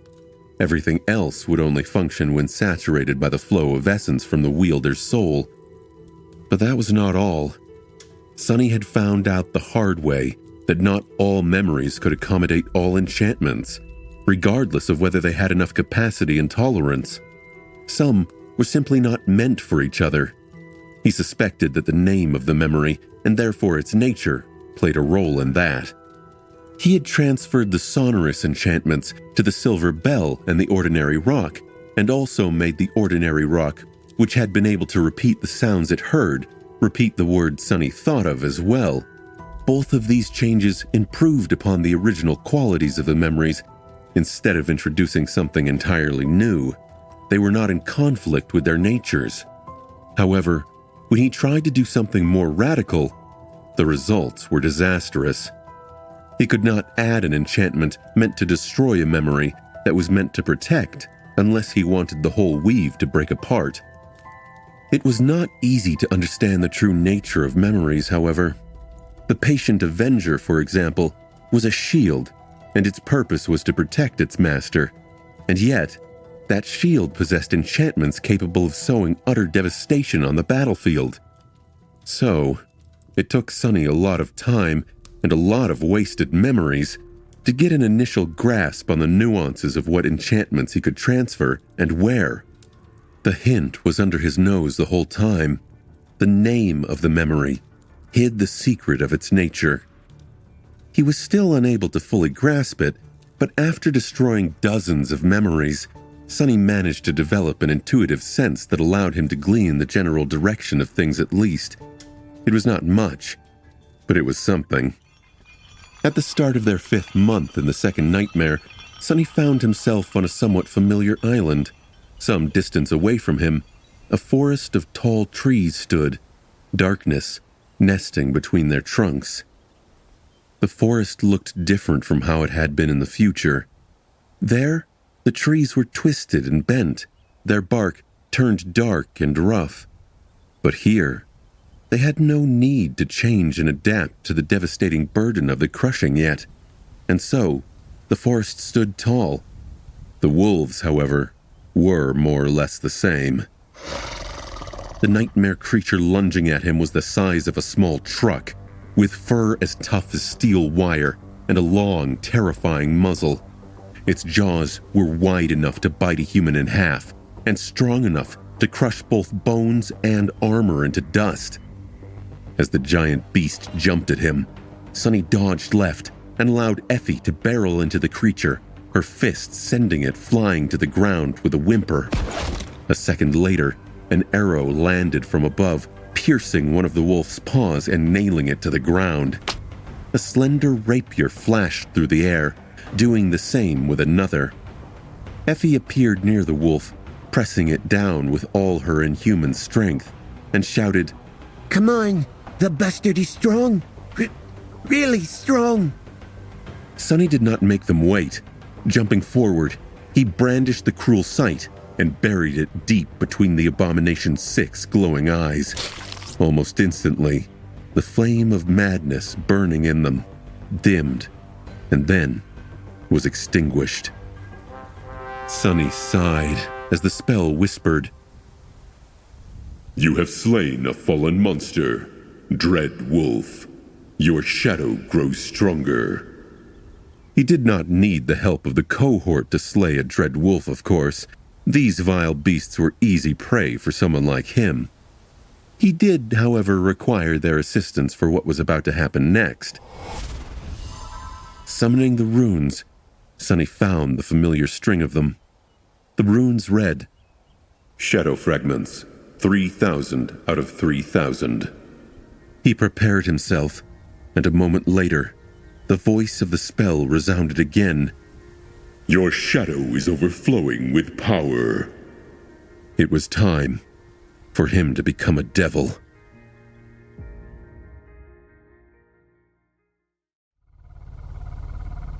Sonny sighed, then dismissed the runes, feeling the familiar heat igniting deep within his soul, growing stronger and stronger with each breath. Effie and Kai looked at him, curiosity and concern mixing in their eyes. Cassia silently retrieved the quiet dancer and turned away, listening to the dark forest that surrounded them. A few moments later, Effie asked, So, what exactly happens now? Sonny gave her a grim look. Now I will scream and thrash for a while. Forming a new core is probably the 3rd worst pain I have ever experienced. And that was just the demon core. Damnation. Effie blinked a couple of times. What are the second and absolute worst then? He hesitated for a bit, and then said hoarsely, Attaining a daemon's lineage was pretty bad, but the most terrible thing by far was catching a glimpse of fate. That one I only survived by accident. The gloomy shadow shivered, remembering their past. Sonny, meanwhile, scoffed. Being gutted by the Black Knight did not even make the list, He thought. Maybe I need to rethink my life choices. At that moment, the heat burning within his soul reached a critical point, and the spell whispered into his ear. Your shadow is taking shape. A blinding pain exploded in his chest, sending Sonny to his knees. He gritted his teeth and remained silent, refusing to let out a shriek, a wail, or even a growl. This was not his first time experiencing that pain, even though this time it was far more intense. A human soul was not meant to contain many cores. That was the conclusion Sunny had come to a while back, thinking about how the process of awakening was pleasant and euphoric, but gaining new cores and a demon's lineage was harrowing and torturous.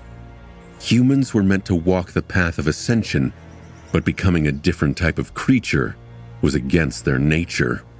And Weaver's lineage was simply against all nature. It was aberrant and forbidden, something that was never meant to exist at all. Ah! The pain grew stronger and stronger, and then stronger still. Just like before, he felt as though his soul was being torn apart, something rising from its depths and cutting his very being with its sharp edges. However, Sunny was used to this torment. He accepted it, allowed himself to dissipate into it, and endured. However, then, something entirely unexpected happened. As his soul was going through a transformation, his body followed suit as well, catching him by surprise. This time, Sunny failed to suppress a scream and fell to the ground in convulsions. Effie and Kai stared at him with worry. Ah, curse it! What the hell? It felt as though his bones were breaking, his muscles were tearing, and his skin was on fire. Sunny clawed at the ground, then raised his head and let out a deafening, furious roar. As it rolled across the forest, the roar changed, growing lower and more frightening. Finally, an eternity later, the heat consuming his soul grew cold, and his tortured body was released from the cage of suffering. Sunny exhaled hoarsely, then relaxed and remained laying on the grass, motionless. The voice of the spell resounded from the darkness, echoing between the ancient trees. Your shadow is complete. A few moments later, he heard another voice, this one soft and childish. God damn, he's even bigger now. Sunny slowly stood up, intending to take a look at his runes. However, even before that, he noticed that something was different. The ground was considerably further down than it had been before. Huh? Effie and Kai were staring at him, forgetting their task of watching out for a potential attack. Luckily, Cassia was still vigilant. Sunny frowned, then glanced down to take a look at his own body as well. It seemed that because he was in the body of a creature, the transformation into a devil changed it, too. The shadow demon, devil, grew even taller, now standing at almost 10 feet in height. His skin had turned into a darker shade of gray, and his claws seemed as if they were cut out of glossy onyx. Through the eyes of his shadow, Sunny could see that his horns had grown longer and sharper as well. More than that, there were now 4 of them. Well, 3.5, considering that one had been broken in the ferocious fight with the ascended war maiden Hildy. And his eyes, which had been entirely black previously, now seemed like 2 pools of eerie darkness. The shadow spawn had been fearsome before, but now he was simply terrifying. Even Sunny himself would not have been happy to meet this towering fiend on a moonless night. Effie shook her head, then looked away. My neck hurts from staring at you. Is this how everyone feels when they're talking to me? Kai hesitated, then smiled slightly. Well, that is presuming that they are looking at your face. The little girl snorted. Wow, good one. You've been hanging out with Sunny way too much, it seems. Or, with me? Ignoring her jabs, Sunny curiously looked at the ground. He had gained a new shadow. What would its personality be? 2 identical shadows of a 4-armed devil were there, staring at each other. But to Sunny, they seemed very different. One was gloomy and glowering, full of bad mood and disdain. The other was also full of disdain, but of another kind. The new one felt strangely noble and gallant, almost like a regal knight. He seemed to be looking at the other shadow with arrogant contempt. They were of the exact same height, and yet the haughty shadow somehow made it seem as if it was looking down at the gloomy one, and everyone else for that matter. When the creepy shadow appeared, it lost the staring contest to the gloomy shadow. The haughty shadow, however, did not seem impressed, even a little bit. It was as though the very thought of looking away was beneath it. So the two of them just continued to drill holes into each other with disdainful stares, unperturbed. Sunny groaned, then covered his face with a hand. Oh gods, there's two of them now. Observing the staring contest, Sunny sighed. He was beginning to miss the happy shadow, that hopeless fool. Shaking his head, Sunny looked away from the shadows and summoned the runes. The familiar symbols shimmered in the air in front of him. Name, Sunless. True name, Lost from Light. Rank, Awakened. Class, Devil. Shadow cores, 4 out of 7. Shadow fragments, 0 out of 4,000. A tired but satisfied smile appeared on his lips. With a 4th core, his power would increase significantly. His essence reserves had grown, the range of shadow control had expanded, and most importantly, he now had an additional shadow to augment either himself, his memories, or his shadows. He could increase his physical prowess 5-fold, or send one each to Saint, Serpent, and Nightmare, while leaving one for himself. And that was not all. The Soul Serpent evolved its class when Sunny did, so it should have become a devil as well.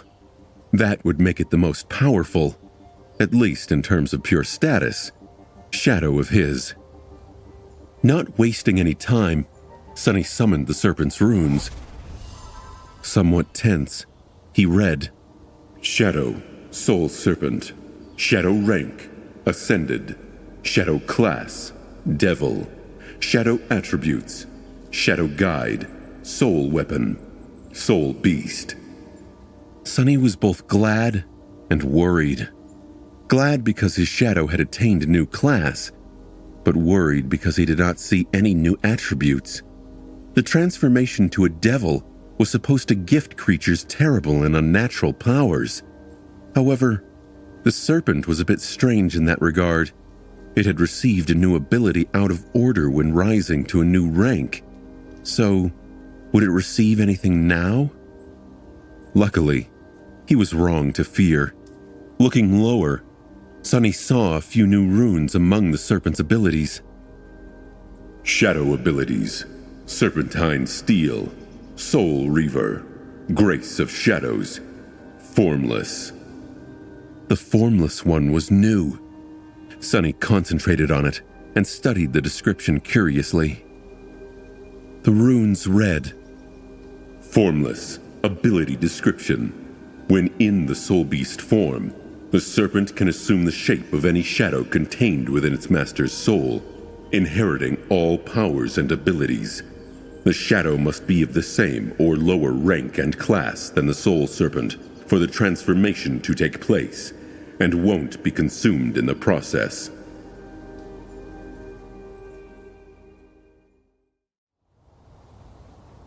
Soon after settling into his new and improved body, Sunny dismissed his shadows. He expected them to instantly return to his cores, but this time, there was a delay. It seemed that he had to wait for some time before the Saint, the Nightmare, and the Soul Serpent returned. And then there were the happy and the creepy shadows. Poor guys were going to have to come back the usual way, by gliding across the Kingdom of Hope, one island at a time. They were swift and sneaky, so Sunny was not too worried about them. He also knew that the shadows always sensed in which direction to go to return to their master. Sunny had gained this bit of knowledge a while back when his experiments with Shadow Step left the gloomy guy outside of the range of shadow control. The shadow had swiftly returned, acting even more petulant and moody than usual.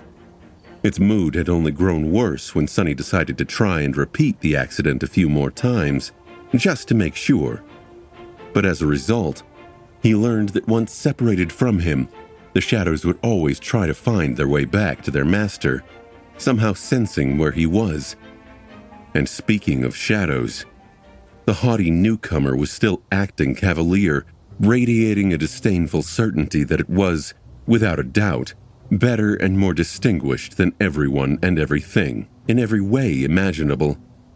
Sunny shook his head and silently commanded the haughty shadow to wrap itself around his body, which it did, but not before giving him a look that clearly expressed how utterly beneath itself the arrogant guy considered such a trivial task to be. The members of the cohort had already collected the soul shards from the slain abominations, so there was nothing holding them on the island anymore. They started the journey back to the sanctuary and returned to it at dusk. On the way, Sunny was trying to get used to his new physique. Sure, the shadow spawn had grown taller and more powerful, but as a side effect of that, he had to relearn how to move in this towering body all over again.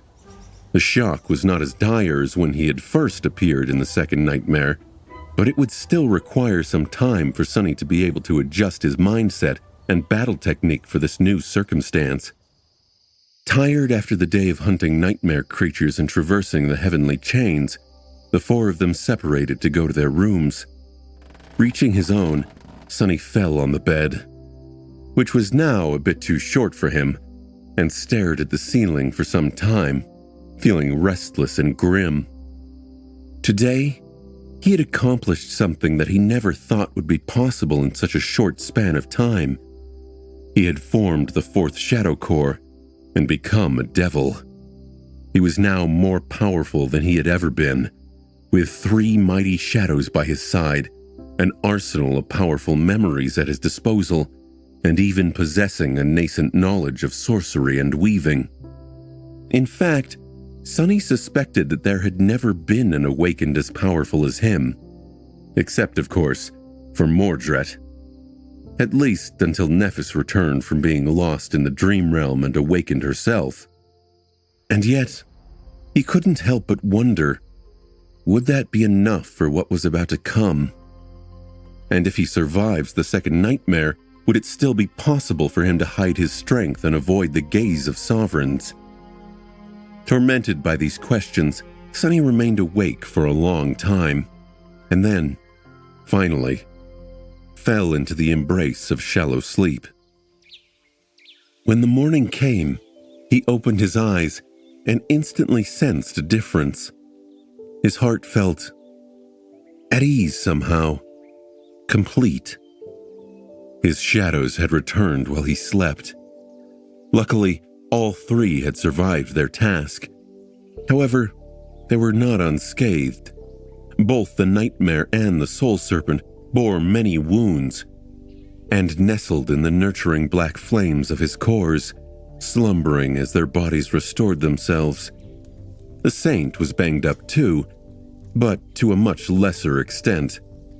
Even though she had not had the company of a shadow, the taciturn knight fared much better than the other 2. Well, that was not a surprise. She possessed attributes that specifically made her tremendously stalwart and durable after all. Plus, the saint was the saint. In any case, she was going to heal and recover much faster. The happy and creepy shadows had returned as well, and were now staring at their new sibling, the former with delighted excitement, the latter with dark and disturbing fascination. The haughty shadow ignored their stares and pretended that the others did not exist, looking past them with flawlessly disdainful indifference. What a character. Sunny smiled, then commanded the 3 shadows to wrap themselves around his body, leaving only the gloomy one on the ground. Finally feeling like himself, he climbed out of bed, freshened up, and went to find Noctis. There was a lot they had to discuss. When he saw the sorcerer, however, the words died on his tongue. Noctis was not on board his flying ship, and neither was he on the edge of the island, sculpting his terrible statues. Instead, the immortal transcendent had returned to his residence for once. The wooden door stood open, and the sailor dolls let Sunny through without sparing him a single glance. The interior of the sorcerer's quarters had changed once again. The floor stood cracked and broken, mounds of stone shards arching upward as if displaced by something rising from below. The circle of runes was broken as well, devoid of any essence and utterly empty. That, however, was not what scared Sunny. What made him stumble, instead, was that Noctis was not holding a glass of wine, as had been his habit. Instead, the sorcerer was whistling a carefree tune and brewing himself tea. Sunny froze. Oh, crap. What had it been that the sorcerer told him soon after they met? Gather the knives, start a war against both the Ivory City and the Red Colosseum, kill all of the Chain Lords, defy the Lord of Light, break the will of gods, release the Demon of Desire out of her prison, and have a cup of tea. But then Noctis corrected himself and said that he should probably have tea first. Sunny gulped. It's starting.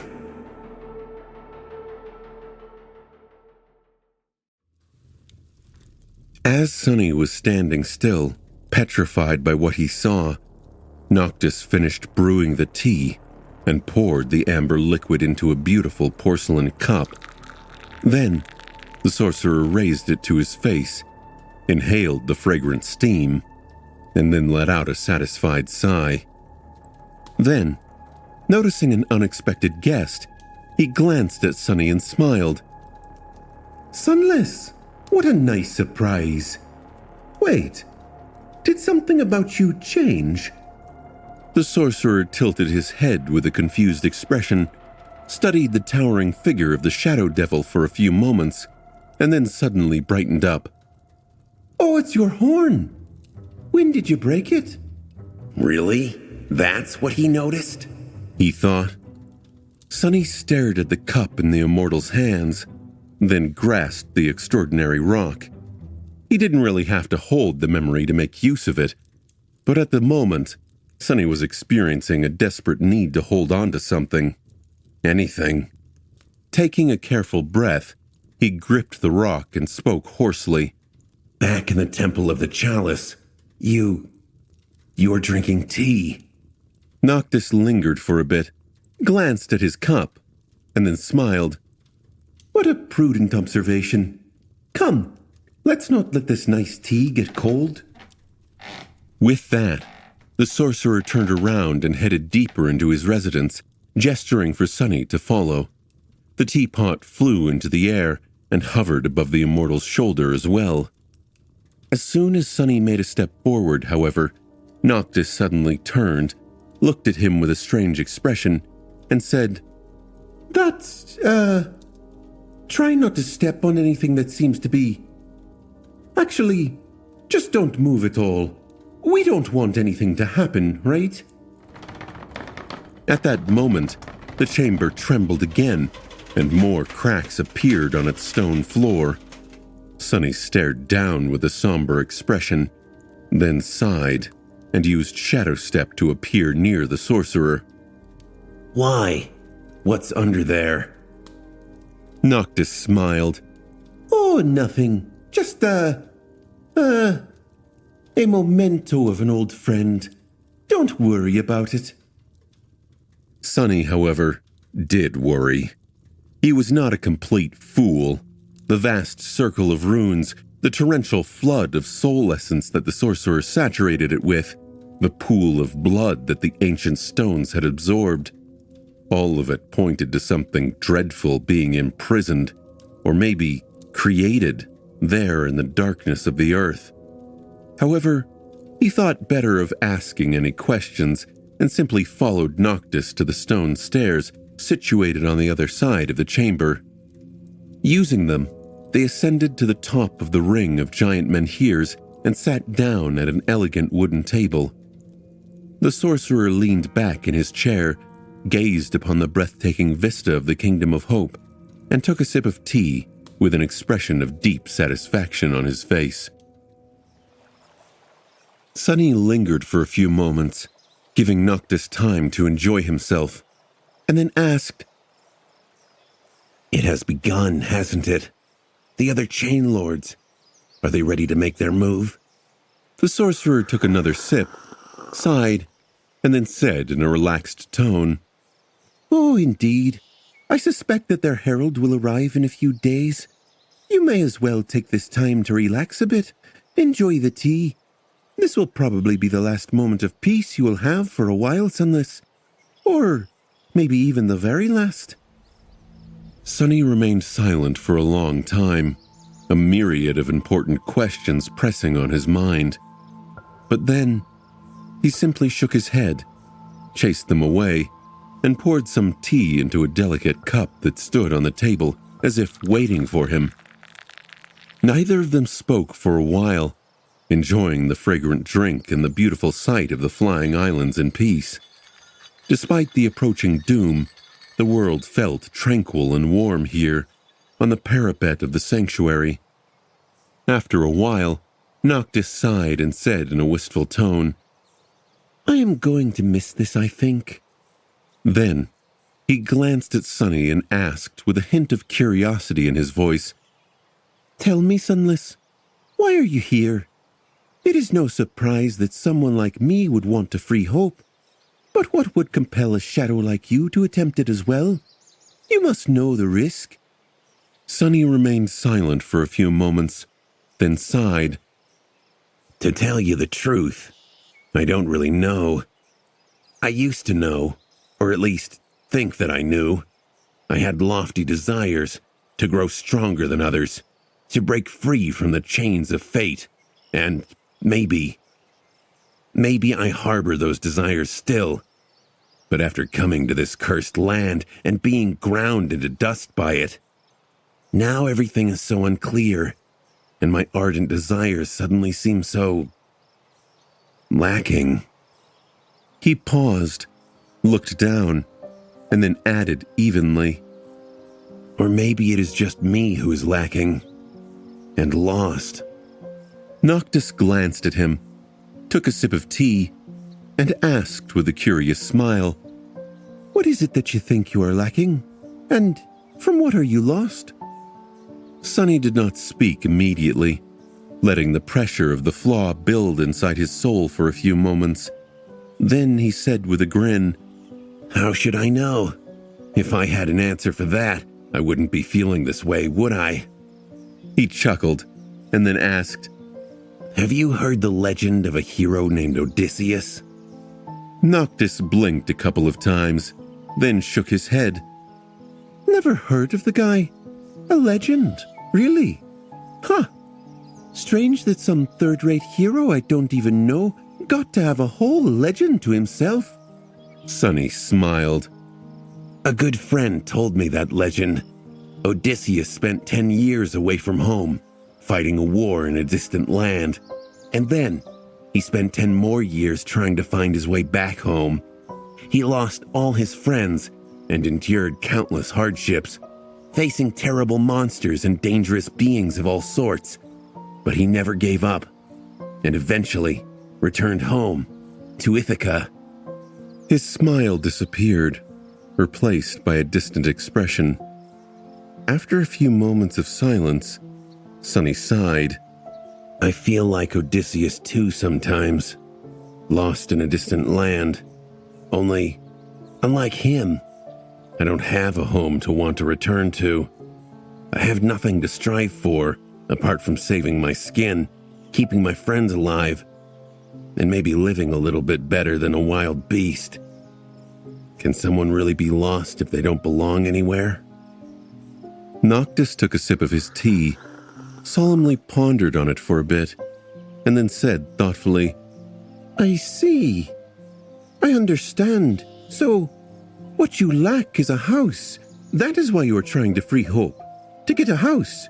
Wait, Sunless, are you trying to say that you want to repossess the Ivory Tower? Sunny choked on his tea, then glared at the sorcerer with outrage. What? Even? No! That is not what I am saying. Home is just a metaphor, you mortal fool. Noctis blinked a couple of times, then asked with a deadpan expression, What's a metaphor? Sunny stared at him for a few moments, then snorted and opened his mouth, intending to answer. Before he did, however, a loud rattling of chains resounded in the air, and the whole sanctuary shuddered slightly beneath them. No, it was the island itself. The whole island trembled. Sunny froze, and then asked, his voice tense and grim, What the hell was that? Noctis calmly finished his tea, closed his eyes in delight for a moment, and then looked west. It's their herald, I guess. He seems to have arrived sooner than I expected. What a bother. We didn't even get to drink the whole pot.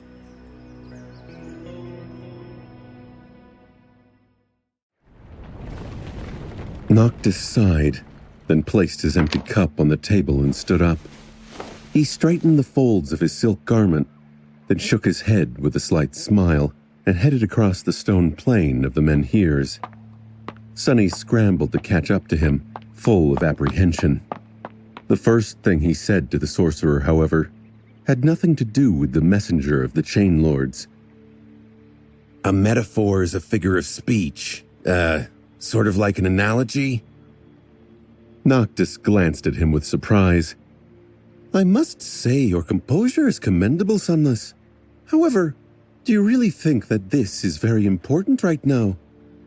Come now, we need to meet our visitor before he reaches the sanctuary. The sorcerer gestured at the silhouette of the flying ship that hovered some distance away, almost at the same height as them. Sunny summoned the Dark Wing and then said, No, I don't. Why can't we meet the Herald here, though? No. Wait. If he has not even reached the sanctuary yet, why is the island shaking?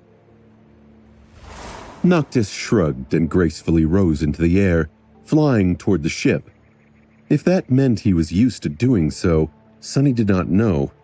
All he could do was jump as high as he could and then glide forward.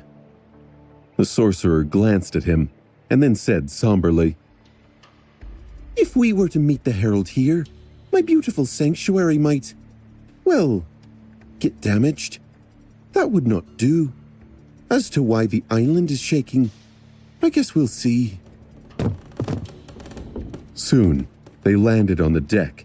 The sailor dolls had already raised the sails and were hurrying around, preparing the ship for departure. Cassia, Kai, and Effie were also there. Although they seemed to have arrived only moments before Sunny and Noctis. As Sunny looked at them with a silent question, Effie simply nodded toward Cassia. The mystery of their swift reaction was easily revealed. The sorcerer went to the stern of the flying ship without wasting any time and took his position with the guide, who steered the ship as it flew through the air. The ancient vessel had no steering wheel, of course, and instead relied on 2 steering oars, which were situated at the very rear of it. There was a runic circle inscribed between the oars.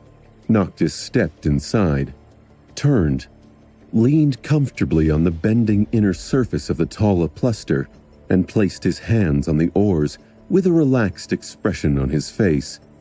A moment later, the circle shimmered with ethereal light.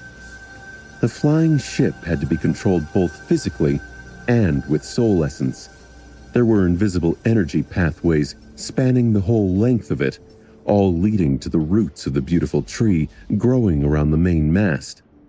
Luckily, it was the tree that produced the tremendous flow of essence required to propel the vessel through the air. Otherwise, Cassia would have never been able to fly it in the future. However, the pilot still needed to control that flow and serve as its nexus, and so only an awakened could do it. Or a transcendent. Noctis sent his own essence into the runic circle, connecting his soul to the ship, and the ancient vessel slowly started to move, gaining speed as the wind filled its sails. Holding the oars with a carefree smile, the sorcerer then glanced at Cassia and said, "Song of the Fallen, my lady, you wished to observe how I control this beauty. Here is your chance to see a master at work. Truly, there is no helmsman more skilled and distinguished than me in the whole of the Kingdom of Hope. Granted, this flight won't be too long." He suddenly grew silent, glanced at the blind girl with a guilty expression on his face, and then awkwardly cleared his throat. "Well, I guess see was the wrong word to use. Cassia remained silent for a few moments, then said neutrally, "I am used to it. Do not worry." Knowing that the young woman had been interested in the flying ship and its mysteries, Sunny left the two of them alone and walked to the side, staring into the distance with a tense look on his face. Noctis had failed to explain why the approach of the herald caused the sanctuary to tremble, but Sunny had an idea. The islands were all connected to each other by the heavenly chains, and so any strong tremor was bound to spread outward like a wave. The question was, what could have caused a quake strong enough for them to feel from several islands away? Perhaps a giant steel colossus could. He gritted his teeth. A messenger of the Chain Lords? Was that a joke? Noctis conveniently failed to mention that this herald was going to be one of those lords himself. And what the hell had the sorcerer meant, saying that they had to meet the herald elsewhere to avoid damaging the sanctuary? Weren't they simply going to speak? That was what messengers were for, weren't they? To deliver words? As several islands flowed past beneath the speeding ship, he suddenly caught sight of an especially familiar one. Of course, in this era it looked different. The Iron Hand Island was still rather large and covered by soft grass. But the ancient stone columns that had been broken in the future still stood tall, forming 3 concentric circles. From above, they seemed like a giant sundial, or moondial perhaps. And of course, there was no colossal iron hand laying in the center of the island to give it the peculiar name. At least not yet. Sunny suddenly felt cold shivers run down his spine. He didn't have time to think about it more, however, because at that moment, something else attracted his attention. Some distance away, shrouded in the haze of dawn, he could see the neighboring island. It was still in a higher position than them. The island suddenly swayed, and a small human figure jumped from its edge. Or rather, it just seemed small because of the distance. Sunny felt Kai grow still and tense by his side. As the sun shined on its steel surface, the figure flew through the air, covering an unimaginable distance with its leap. It seemed to be moving slowly, but Sunny knew that this was just a mirage caused by the scale of things. And indeed, the radiant figure grew larger and larger with each moment, turning into a brilliant steel giant as it drew closer.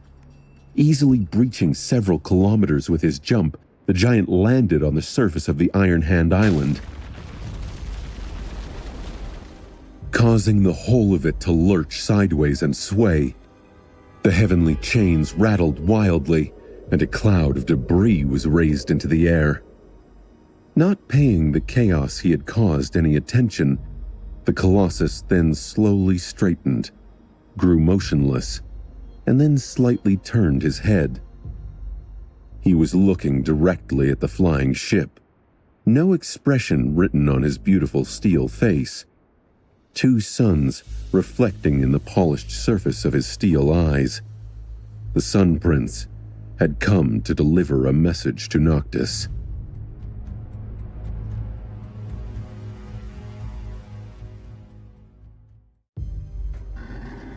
Looking at the Colossus, Sunny understood why Kai had called him terrifying.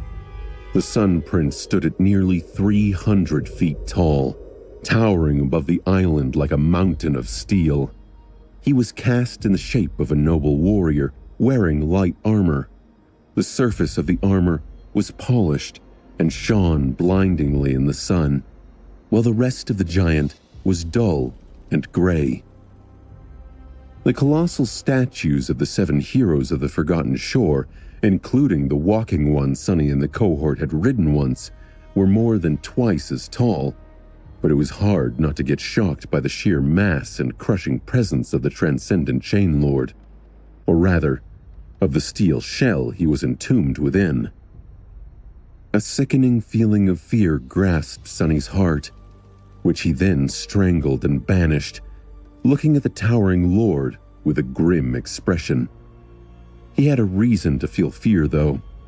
A half-forgotten image of a nightmarish scene flashed before his eyes, a fragment of a nightmare where he stood petrified on a blood-soaked battlefield, watching in horror as a giant steel soul descended from above to turn him and his fellow soldiers into puddles of crushed bones and bloody sludge.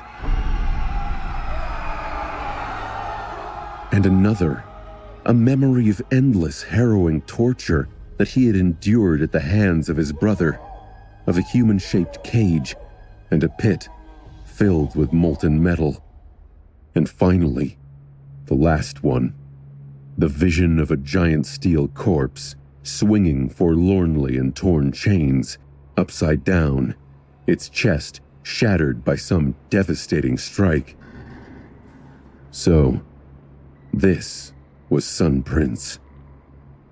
Sunny had never met him, and yet it felt as though they were old acquaintances, for better and for worse. As the giant stared at the flying ship with the motionless face of a statue, Sunny turned to Noctis and scowled. Now what? The sorcerer sighed, then moved one of the oars, sending the vessel into a descent. His carefree smile was starting to look a little forced. Now? Well, we go and talk to him, I guess. Have a civilized discussion. Sunny turned back and looked at Sun Prince for a bit, then said somberly, Do you think he knows that it was you who erased his memory of hiding the ivory knife? That you caused him to experience 100 years of torture and then end up in this state? And that it was you who stole it instead? Noctis suddenly choked, causing the ship to careen sideways, and hissed, Say it louder, why don't you? Sunny glared at Noctis. The sorcerer righted the vessel. First of all, I did not cause anything. I just granted a colleague's request. Back then, we did not even know that Hope was driving us all mad, so how was I supposed to know what would happen? Secondly, I did not steal the ivory knife. I just happened to find it where he had left it, all right?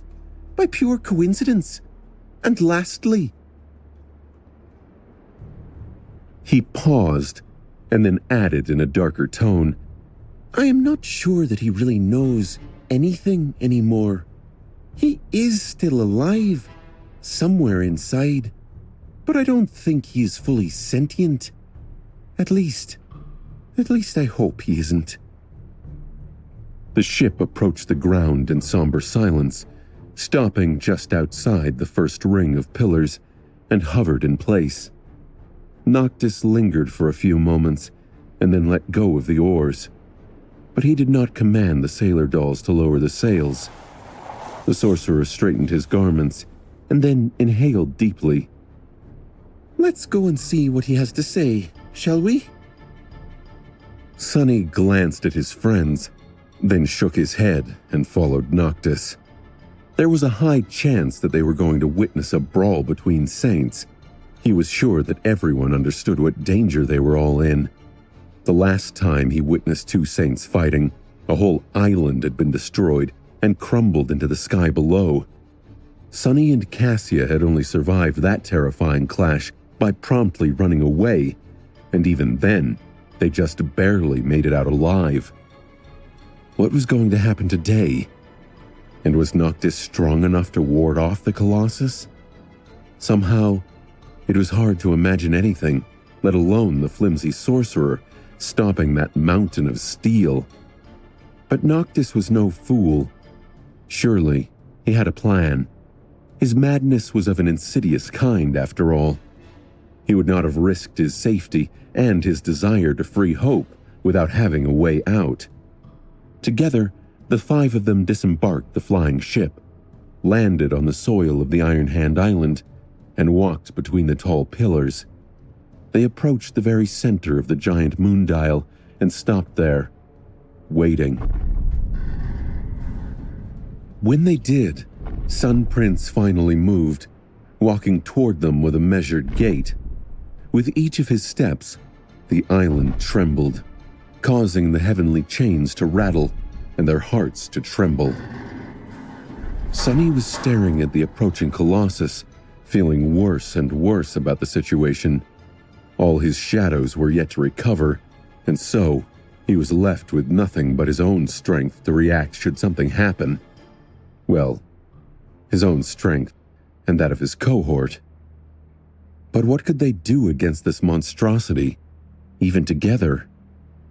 Finally, the giant reached the pillars and stopped outside the outward circle, looking at them from high above. Drowned in his cold shadow, Sonny couldn't help but feel like a tiny insect. Looking up with a grave expression, he gritted his teeth and said, "I feel like an ant." Effie, who was also craning her neck to stare at the Colossus, glanced at him, hesitated for a moment, and then smiled. You are not an ant, Sonny. You are a cockroach, remember? He blinked a couple of times, then slowly grinned. Somehow, that made him feel better. And then, a thundering voice suddenly resounded from all around them, making their bones rattle. The giant spoke. Noctis, you have the knives. The voice of Sun Prince did not sound human, but neither did it sound robotic. It was just strange and empty, as if it was not a person speaking, but the world itself. A desolate world, full of ruins. Hearing it, the sorcerer grimaced and then covered his ears. Huh? He still remembers how to speak. The thundering voice of the Colossus resounded once more, making them shiver. Surrender the knives. Sonny turned his head slightly and glanced at Noctis, wondering what his reaction would be. The sorcerer, meanwhile, blinked a few times and took a big step back, distancing himself from Sonny. Then he raised a hand and pointed a finger at Sonny and said with sincere confusion, "What are you talking about? I don't have any knives. It's this guy over here. He has them. So, if you want them, come and take them from him. Leave this poor sorcerer out of this, by the moon."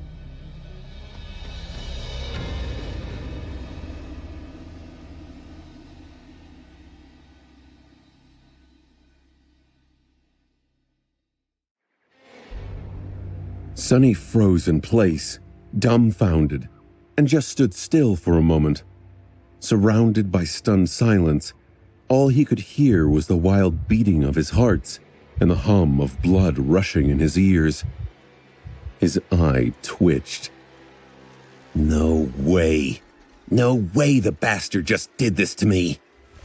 All four of his shadows wrapped themselves around his body. Sonny turned his head slightly and stared at the sorcerer's finger, which was, without a shadow of a doubt, pointing straight at his broad back. His mouth turned dry. He did. What the hell was Noctis thinking? No, this couldn't be. The sorcerer would never have sold him out. Of course not.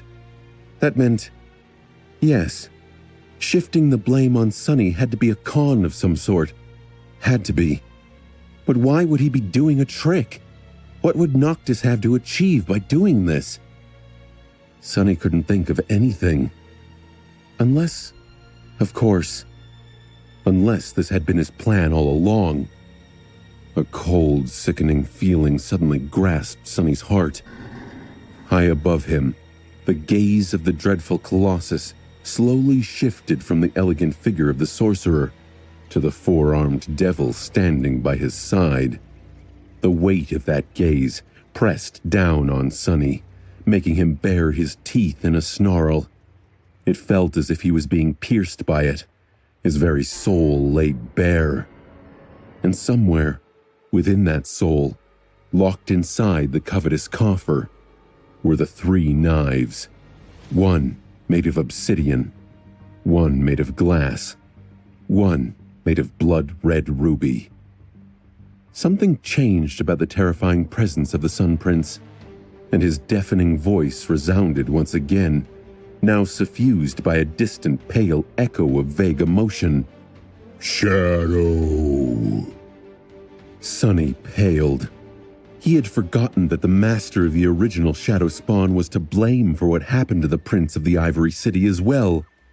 In fact, one could even say that Shadow Lord was the main culprit to blame for the hundreds of years of harrowing torture that Sun Prince had endured. He was the one who had stolen the Ember Knife, after all. So, if the Steel Colossus had a reason to really hate someone... Curses. Feeling his hearts turn cold, Sonny silently watched as the Colossus shifted his weight, then bent slightly, preparing to reach down with his giant steel hand. He was desperately trying to calculate his chances of escaping this situation alive. Ahem. At that moment, Noctis suddenly cleared his throat and then addressed Sun Prince in a friendly tone.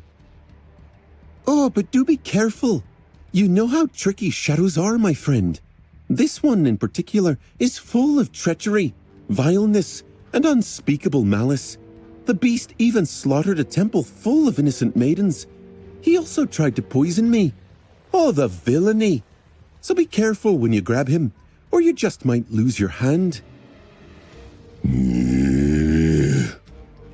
A low growl escaped from Sonny's mouth. He could feel the other members of the cohort grow tense and ready to fight. Cassia's hand fell on the hilt of the quiet dancer, and Kai outstretched his own arm, ready to summon his bow. Effie was staring up with a somber expression on her childish face, her body drawn like a spring. But what were they supposed to do? Even if Sonny knew which one of the three knives was meant for Sun Prince, how could he thrust it into the Transcendent's flesh?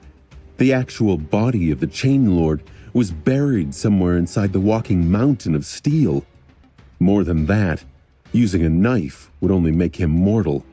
After that, he would still have to be killed somehow. And killing a saint was no easy task. As the Colossus leaned down and moved his hand to reach inside the moondial, Sonny was thinking feverishly. He saw only one option: to run away as fast as he could. Using Shadow Step, he would be able to dodge at least. But for how long would he be able to outrun the giant? Sonny had seen him breach the gap between two islands with one jump. Now that the range of shadow control had grown, Sonny could possibly do the same. The difference was that a single jump like that was going to drain all his essence, while Sun Prince would be able to pursue him indefinitely, tireless and inescapable, like death itself.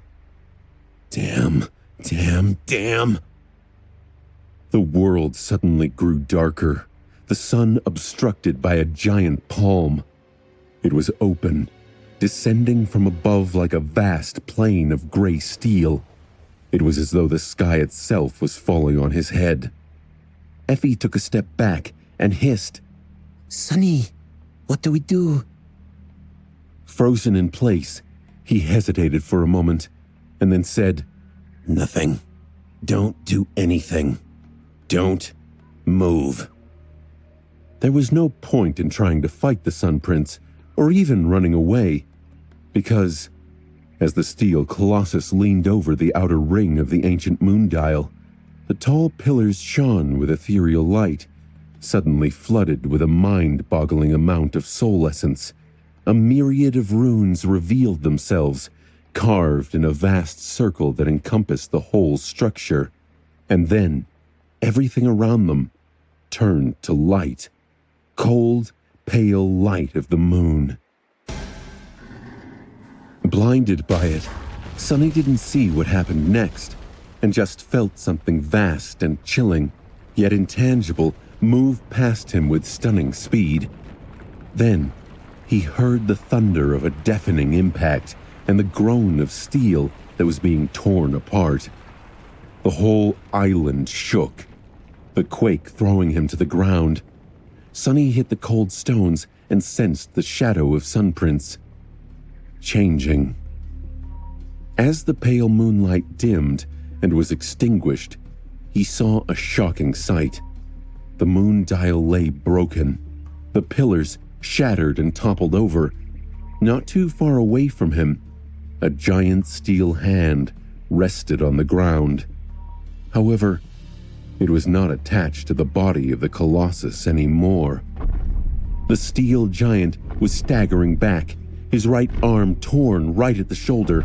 A river of molten metal was flowing from the terrible wound, falling down like blood.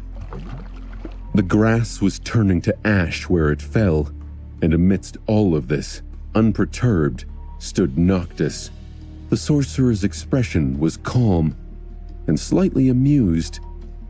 Staring at all the chaos, he flicked a speck of dust off his silk garments, shook his head, and said, "Duh, have I not warned him to be careful? I did, didn't I? By the moon, why does no one listen to me? I am the wisest man in all of the Kingdom of Hope, after all."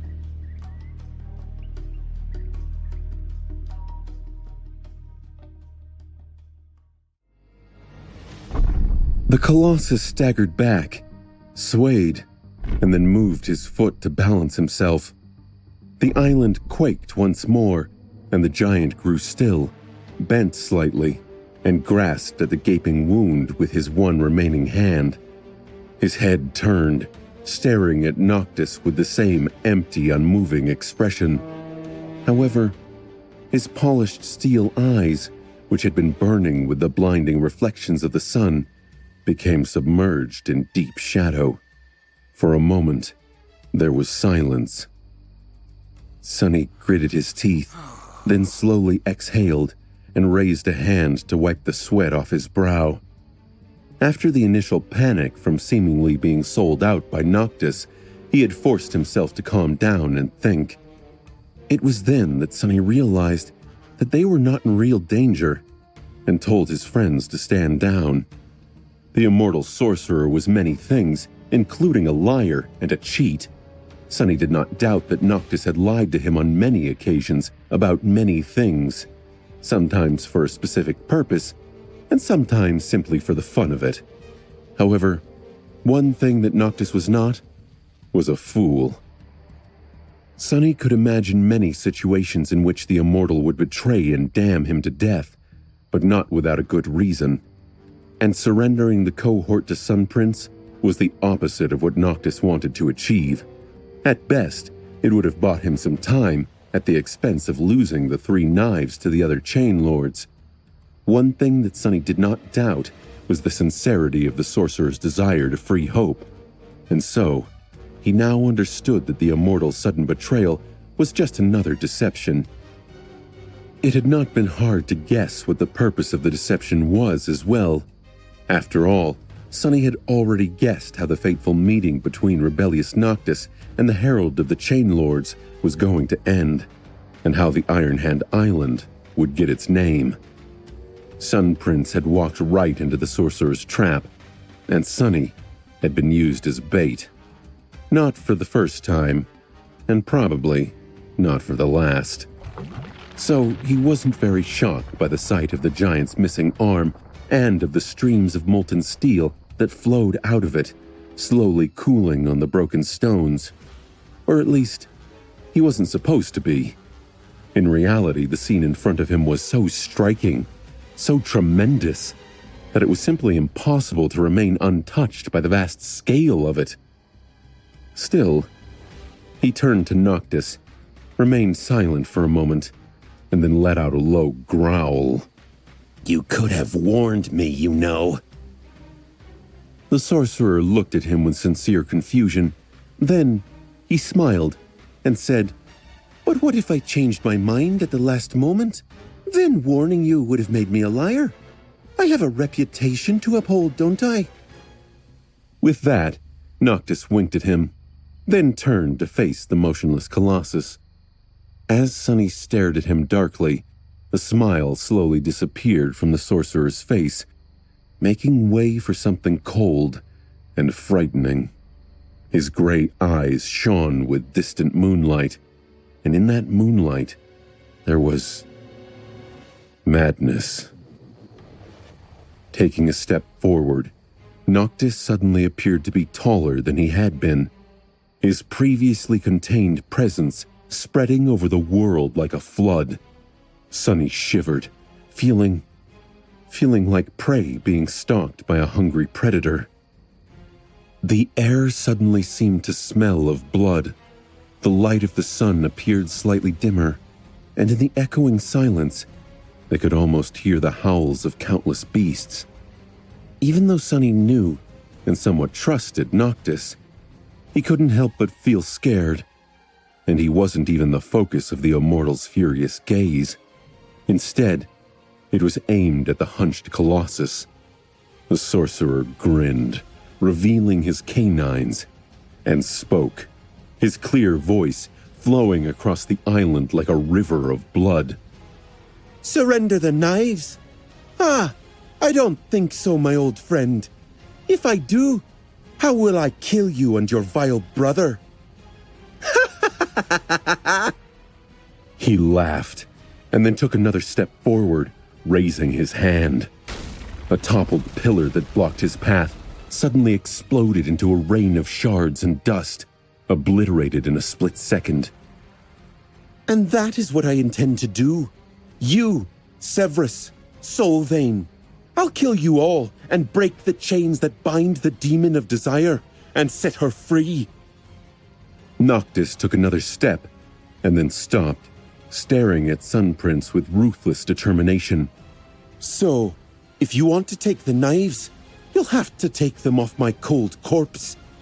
Oh wait, you can't. I'm immortal." He threw his head back and laughed again. This time, the sorcerer's laughter did not seem carefree and infectious. Instead, it was chilling and full of madness. The steel colossus looked at him from above, unmoving. His face was motionless and unexpressive, like that of a statue. However, it seemed as though the shadows veiling his eyes grew even deeper. Noctis shook his head and then said with disdain, "Oh, but you can try, of course. Go back. Go back and return with the Sun Legion, with the Dragon Severax, with the warriors of the Red Colosseum, with Solvain. You know where to find me. And I'll be waiting to welcome you." The giant continued to stare at him for a while, the molten steel flowing between his fingers. Sunny held his breath, not knowing what was going to happen next. Then, Sun Prince straightened, turned around, and walked away, making the island shake with each step. He reached the edge of it, stepped down on the heavenly chain, and continued walking, somehow keeping perfect balance. The chain was colossal in its own right, and yet the giant made it seem like a thin rope being traversed by a rope walker. Soon, he reached the neighboring island, climbed on it, and disappeared from sight. Only the rattling of chains and the tremors running through the ground from time to time reminded them of his visit. Well, that and the giant hand laying not too far away from them. Sonny studied it for a while, then walked over to Noctis and asked, his voice low and cautious, Not to complain, but why let him go? Wouldn't it be easier to kill him right here and now? We won't get another chance to catch him alone, most likely, and judging by how easily you took his arm off. Noctis did not respond immediately. Instead, he slowly turned his head, looked at Sonny coldly, and then gracelessly fell to the ground, his face pale, his chest rising and falling wildly, and his breath hoarse and labored. The sorcerer cursed, looking as if he was about to vomit. Easily? Are you insane? I am at my weakest during the day, remember? And that strike. Gods, I spent several centuries infusing this shrine with moonlight. Do you think there's another one just laying around nearby? Just be happy he believed my bluff. Otherwise, things might have turned out really ugly really fast for us. Sonny stared at the sorcerer with wide eyes for several long moments, then shook his head and sighed. Lunatic. You damned lunatic. By the moon, I take it back. You are a fool.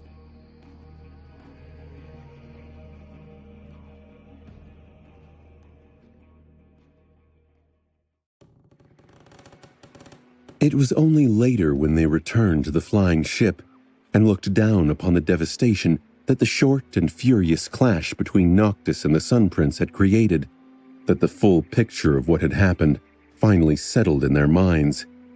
There was no going back now. The War of Immortals had truly begun. Soon, the whole of the Kingdom of Hope was going to be turned into a battlefield and drowned in blood by its frenzy. And then, the repercussions of that madness were going to spread outward like a tidal wave, changing the world forever. Looking down, Sonny couldn't help but shiver. The broken pillars, the severed hand of a giant, the ash swirling in the air. This place, this event, this moment in time. Was that the spark that would eventually ignite another, much more terrifying war? A war between gods and daemons, one that would destroy them all and bring about the end of the world. The war to end all wars.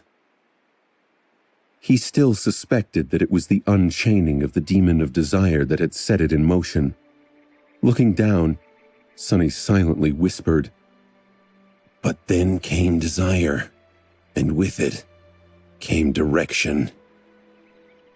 Turning his head slightly, he looked at Noctis, the person who had started it all. The sorcerer seemed calm and without a worry in the world.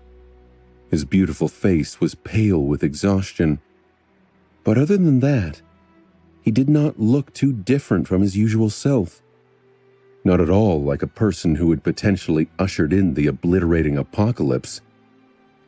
Did he not understand the consequences of his actions?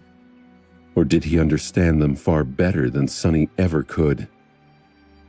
With a sigh, Sonny threw one last glance down at the Iron Hand Island, now truly deserving of its name.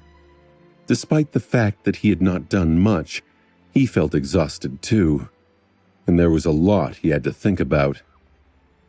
On the way back, Sonny remembered the future, He had been to the Iron Hand Island many times, had seen the toppled pillars and the severed arm of a giant, and had even sketched and described them in detail for an exploration report. And now, he had witnessed how the island came to be in that state. Another event from the distant past had repeated itself inside the nightmare almost to a T. After the destruction of the Temple of the Chalice, Sonny had begun to form a theory that fate was like a current, always pulling things toward an inescapable conclusion. The details could be changed, but the result seemed to always be the same. The events that had transpired on Iron Hand Island only cemented that theory. By all accounts, the appearance of the cohort and Mordred should have drastically changed the flow of history in the Kingdom of Hope. They had accelerated the start of the war and even slain one of the Chain Lords. If not for them, Noctis would have likely spent several years searching for a way to make a deal with Weaver, and only then rebelled against the other immortals. Those several years were, perhaps, the countdown to the blossoming of the Nightmare Seed. If no Awakened appeared to challenge the nightmare by then, is it possible that the seed would have just bloomed? Was that the logic? Seeds blossomed when the conflict inside them resolved itself, and fate repeated unchanged? Before, Sonny had thought that the task of the challenge was to resolve a conflict that would have otherwise remained unresolved. But now, knowing what he knew about the Chained Islands and the Kingdom of Hope, he realized that he had been wrong. With or without his help, Noctis was always going to start a war. The Ivory Tower was always going to break free from its chains. The Temple of the Chalice was always going to be destroyed, and the Sun Prince was always going to lose his hand to the enchanted moon dial. Come to think of it, his first nightmare would have resolved itself without his intervention too, one way or another. The nameless temple slave would have probably died, and Aurora of the Nine would have survived. Or would they? In any case, there would have been an ending. That doesn't really make sense. So, what was the role of the challengers? If the conflict could resolve itself, why were they here? What did the spell want from them? To prove that they were equal to the heroes of the past? Do it better than them? Simply survive? The spell did not care what one did inside the nightmare and how they went about solving the conflict. The reward was going to be the same either way. The challenger would ascend to a new rank. They could receive a true name, or even, in extremely rare cases, gain an evolution of their aspect. But those things could be done outside a nightmare as well. The only thing the spell cared about was that the challenger survived until the end. But that was not entirely true. The spell would not give additional rewards or deny the survivor their ascension. However, it did care a little, at least enough to appraise the challenger's performance. The appraisal did not really matter outside of the first nightmare, where it was tied to the boon, but the spell still gave them out each time. Good, exceptional, remarkable, glorious, and so on. Was there a hint in there somewhere about what it wanted? If so, Sonny had apparently pleased the spell very much in his first trial. Sitting in the shade of the sacred tree, he sighed and looked into the distance with a solemn expression. I hope it will be pleased with us again this time. I hope we survive. Soon the flying ship returned to the sanctuary and descended to its usual position above the altar island. As they returned to the ground, Sonny could see hundreds of faces turned to them, fear and uncertainty written in their lines. The inhabitants of the sanctuary had not seen the clash between Noctis and Sun Prince, but they all knew that something was wrong. By now, the island had stopped trembling, but their hearts had not. Without paying them any attention, the sorcerer tiredly landed on the grass, then turned to Sunny and frowned slightly. I am going to rest for a couple of days. Most of the Sun Legion, as well as the army of the Red Colosseum, are arrayed along the border between Solvain's territory and that of the Ivory City. It is going to take them at least 2 weeks to assemble together and march east. So, we will give them enough time to break the current formation, but not enough to build a new one. We attack in 7 days. He hesitated for a few moments, and then suddenly smiled. More mongers in the Sun Legion forgetting their hatred and fighting side by side. Truly, no one but me could have made it happen. Am I not the most talented diplomat in all of the Kingdom of Hope? With that, Noctis laughed, turned around, and walked away. Sunny stared at his back for a few moments, then sighed and said quietly, You are definitely not. But then again, maybe you are.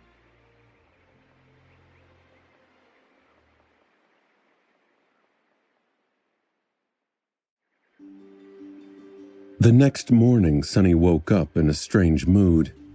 Knowing that they were nearing the end of the nightmare, he had expected himself to be consumed by somber trepidation. But, surprisingly, Sunny felt fine. It was as though the scope of the approaching battle was simply too large to be evaluated, so his mind had not bothered with it at all. Instead, he had practical problems he needed to solve. Sunny still did not feel completely comfortable in his new body. He barely had any time to get accustomed to its size and weight, after all. The next several days were going to be crucial in that regard. His previous garments had been torn when he evolved, and so Sunny summoned the puppeteer's shroud to wrap itself around his towering body. Although not as powerful as his other suits of armor, the shroud was much more comfortable. It was a bit nostalgic to wear the light armor once again, but also a bit sad to see it relegated to serving as a bona fide training suit. Remembering how he had planned to slaughter countless dormant nightmare creatures while being invulnerable thanks to his new, incredible awakened armor of the 5th tier just a few years ago, Sunny smiled wistfully and walked out of his room. The sanctuary seemed different somehow. The ring of giant menhirs was the same, and so was the beautiful garden. However, the people living in the ancient shrine had changed. They were hurried and full of fear, moving with panicked speed and feverish determination. Sunny noticed a few familiar faces. The old woman he had seen on his first day here was standing alone, a lost look on her face. The young woman was carrying the frightened child in her hands and a heavy pack on her back. The kind man with a neatly trimmed beard was gritting his teeth, his hand resting on the worn hilt of his sword. He sighed and looked away. An immortal transcendent had started a war to free a daemon from a prison built by a god. But these little people were the ones who were going to suffer the most as a result. In fact, they had been the ones to suffer the most throughout all of this, from the destruction of the Kingdom of Hope, to the madness she had cursed this land with, to now. He had been one of the little people himself once. Now, he was a devil helping destroy their lives. Sunny remained motionless for a few moments, then looked up at the sound of steps approaching him. He saw Effie and Kai, both wearing their armor and packs, as though ready to go on a long hunt. He raised his eyebrows. Going somewhere? The little girl glanced at her burned compatriot and then shrugged. Kai, meanwhile, smiled. Even though Sunny could not see his face, he could tell by his eyes. He could also tell that the smile was tinted with sadness. The archer simply nodded. Yes, we are leaving. He hesitated for a moment, then added, Not for long, of course. We will be back before the week is over. You see, the sanctuary, it was a shelter for those who wanted to find peace in this land of madness. But now that Noctis has started a war, and both the Sun Legion and the warmongers are marching to raze it to the ground, the shelter is no more. Effie shook her head, then sighed. The West belongs to the warring cults of War and Sun. The South is abandoned and overtaken by nightmare creatures. The North, well, you know. These poor fools have nowhere else to go. So, we are going to guide them to one of the great chains and help them cross to the other side and leave the Kingdom of Hope behind forever. She scratched the back of her head, then said thoughtfully, Actually, we are not even sure if the nightmare goes that far. Maybe there's nothing out there beyond the chained island. And yes, we know that these people are not even real. Still, we thought that we'd at least try. Cassia even went and convinced Noctis to lend her the ship to help transport them. Sunny stared at her, surprised. The little girl raised her chin. What? I know that it's stupid. People need to do stupid things sometimes, you know? He slowly shook his head. No, actually, I don't think that it's stupid at all. It's just, the three of you are going, so why didn't you invite me as well? Effie grinned. You have stuff to do. How are you going to get used to that lanky body of yours while babysitting a bunch of refugees? So don't be lazy and get that stone girlfriend of yours to beat you black and blue while we are gone. We have a date with 2 whole armies in a week's time, remember? Sunny made a sour face, then looked away. Believe me, I remember. I'm going to train hard. Kai gripped his shoulder for a moment. Well, the top of one of his lower arms that were in reach anyway. And then the two walked away without saying anything else. There was no need to say goodbye. With them gone, Sunny suddenly felt a bit lost. Shaking his head, he threw stupid thoughts out of his head and walked to the center of the garden, intending to spend the rest of the day practicing with the cruel sight. Saint would have probably healed enough to be summoned too, so he had his work cut out for him. Finding a secluded spot near the clear lake, Sunny went through the intense set of steps and exercises that he had developed to condition his body for the shadow dance. Of course, that had been in his human body. The shadow spawn, meanwhile, was a very different beast. Or, rather, devil. Despite its size, the gaunt body of the devil was incredibly nimble and swift. It was also capable of bursts of monstrous explosive strength that would leave many people stunned. In addition, it was itself a weapon. With his talons, claws, fangs, and horns, Sunny was capable of delivering a lot of damage, even unarmed. He could even kill things with the spike at the end of his tail. After that initial practice session, he summoned Saint and started the real training. As they sparred, Sunny observed the departure of the inhabitants of the sanctuary. They left in a column, with Kai in the front and Effie walking behind. Some were carrying their meager belongings, while some were empty-handed. Some cried, while some remained silent and stoic. Some even smiled. Above them, the flying ship moved, carrying those who could not walk. Sunny could not see, but knew that Cassia was controlling it. For a moment, he was curious about how she was able to communicate with the sailor dolls. However, that short distraction cost him dearly when Saint delivered a painful blow to his abdomen. And so, Sunny decided to concentrate on himself. Turning his full attention back to the training fight, he thought, I wish them well, even if they are not real. I wish them all the best. Long hours passed in arduous training. Slowly but surely, he was growing accustomed to the new proportions of his strange and powerful body. His height, his reach, his might, all of it was starting to click, making him feel confident in his own skin once more. At some point, dead tired, Sonny decided to take a break, commanding Saint to stand down.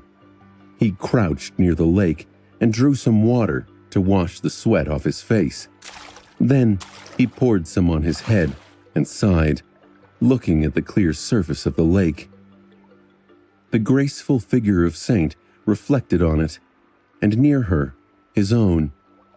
Obsidian skin, bestial features, eyes that seemed like pools of liquid darkness, twisting horns. Master Jet had once joked that he would be a flower boy one day. Remembering it, Sonny smiled. I wonder what she would have said if she saw me like this. And then, he froze. His sweat turned cold. There was a third reflection on the surface of the lake. It was a tall and slender young man, with pale skin and raven black hair. His face was sharp and thin, not exactly handsome, but at the same time charming and strangely beautiful. His striking eyes didn't seem to possess a color of their own, and instead reflected the world back on itself like two pools of liquid silver. Currently, they were as blue as the boundless vast sky. The young man smiled pleasantly and then raised a hand in greeting. A painfully familiar voice suddenly resounded in Sonny's mind. Ah, Sunless. How nice it is to meet you again after all this time. Just look at you. Goodness. I almost failed to recognize you behind that fearsome face.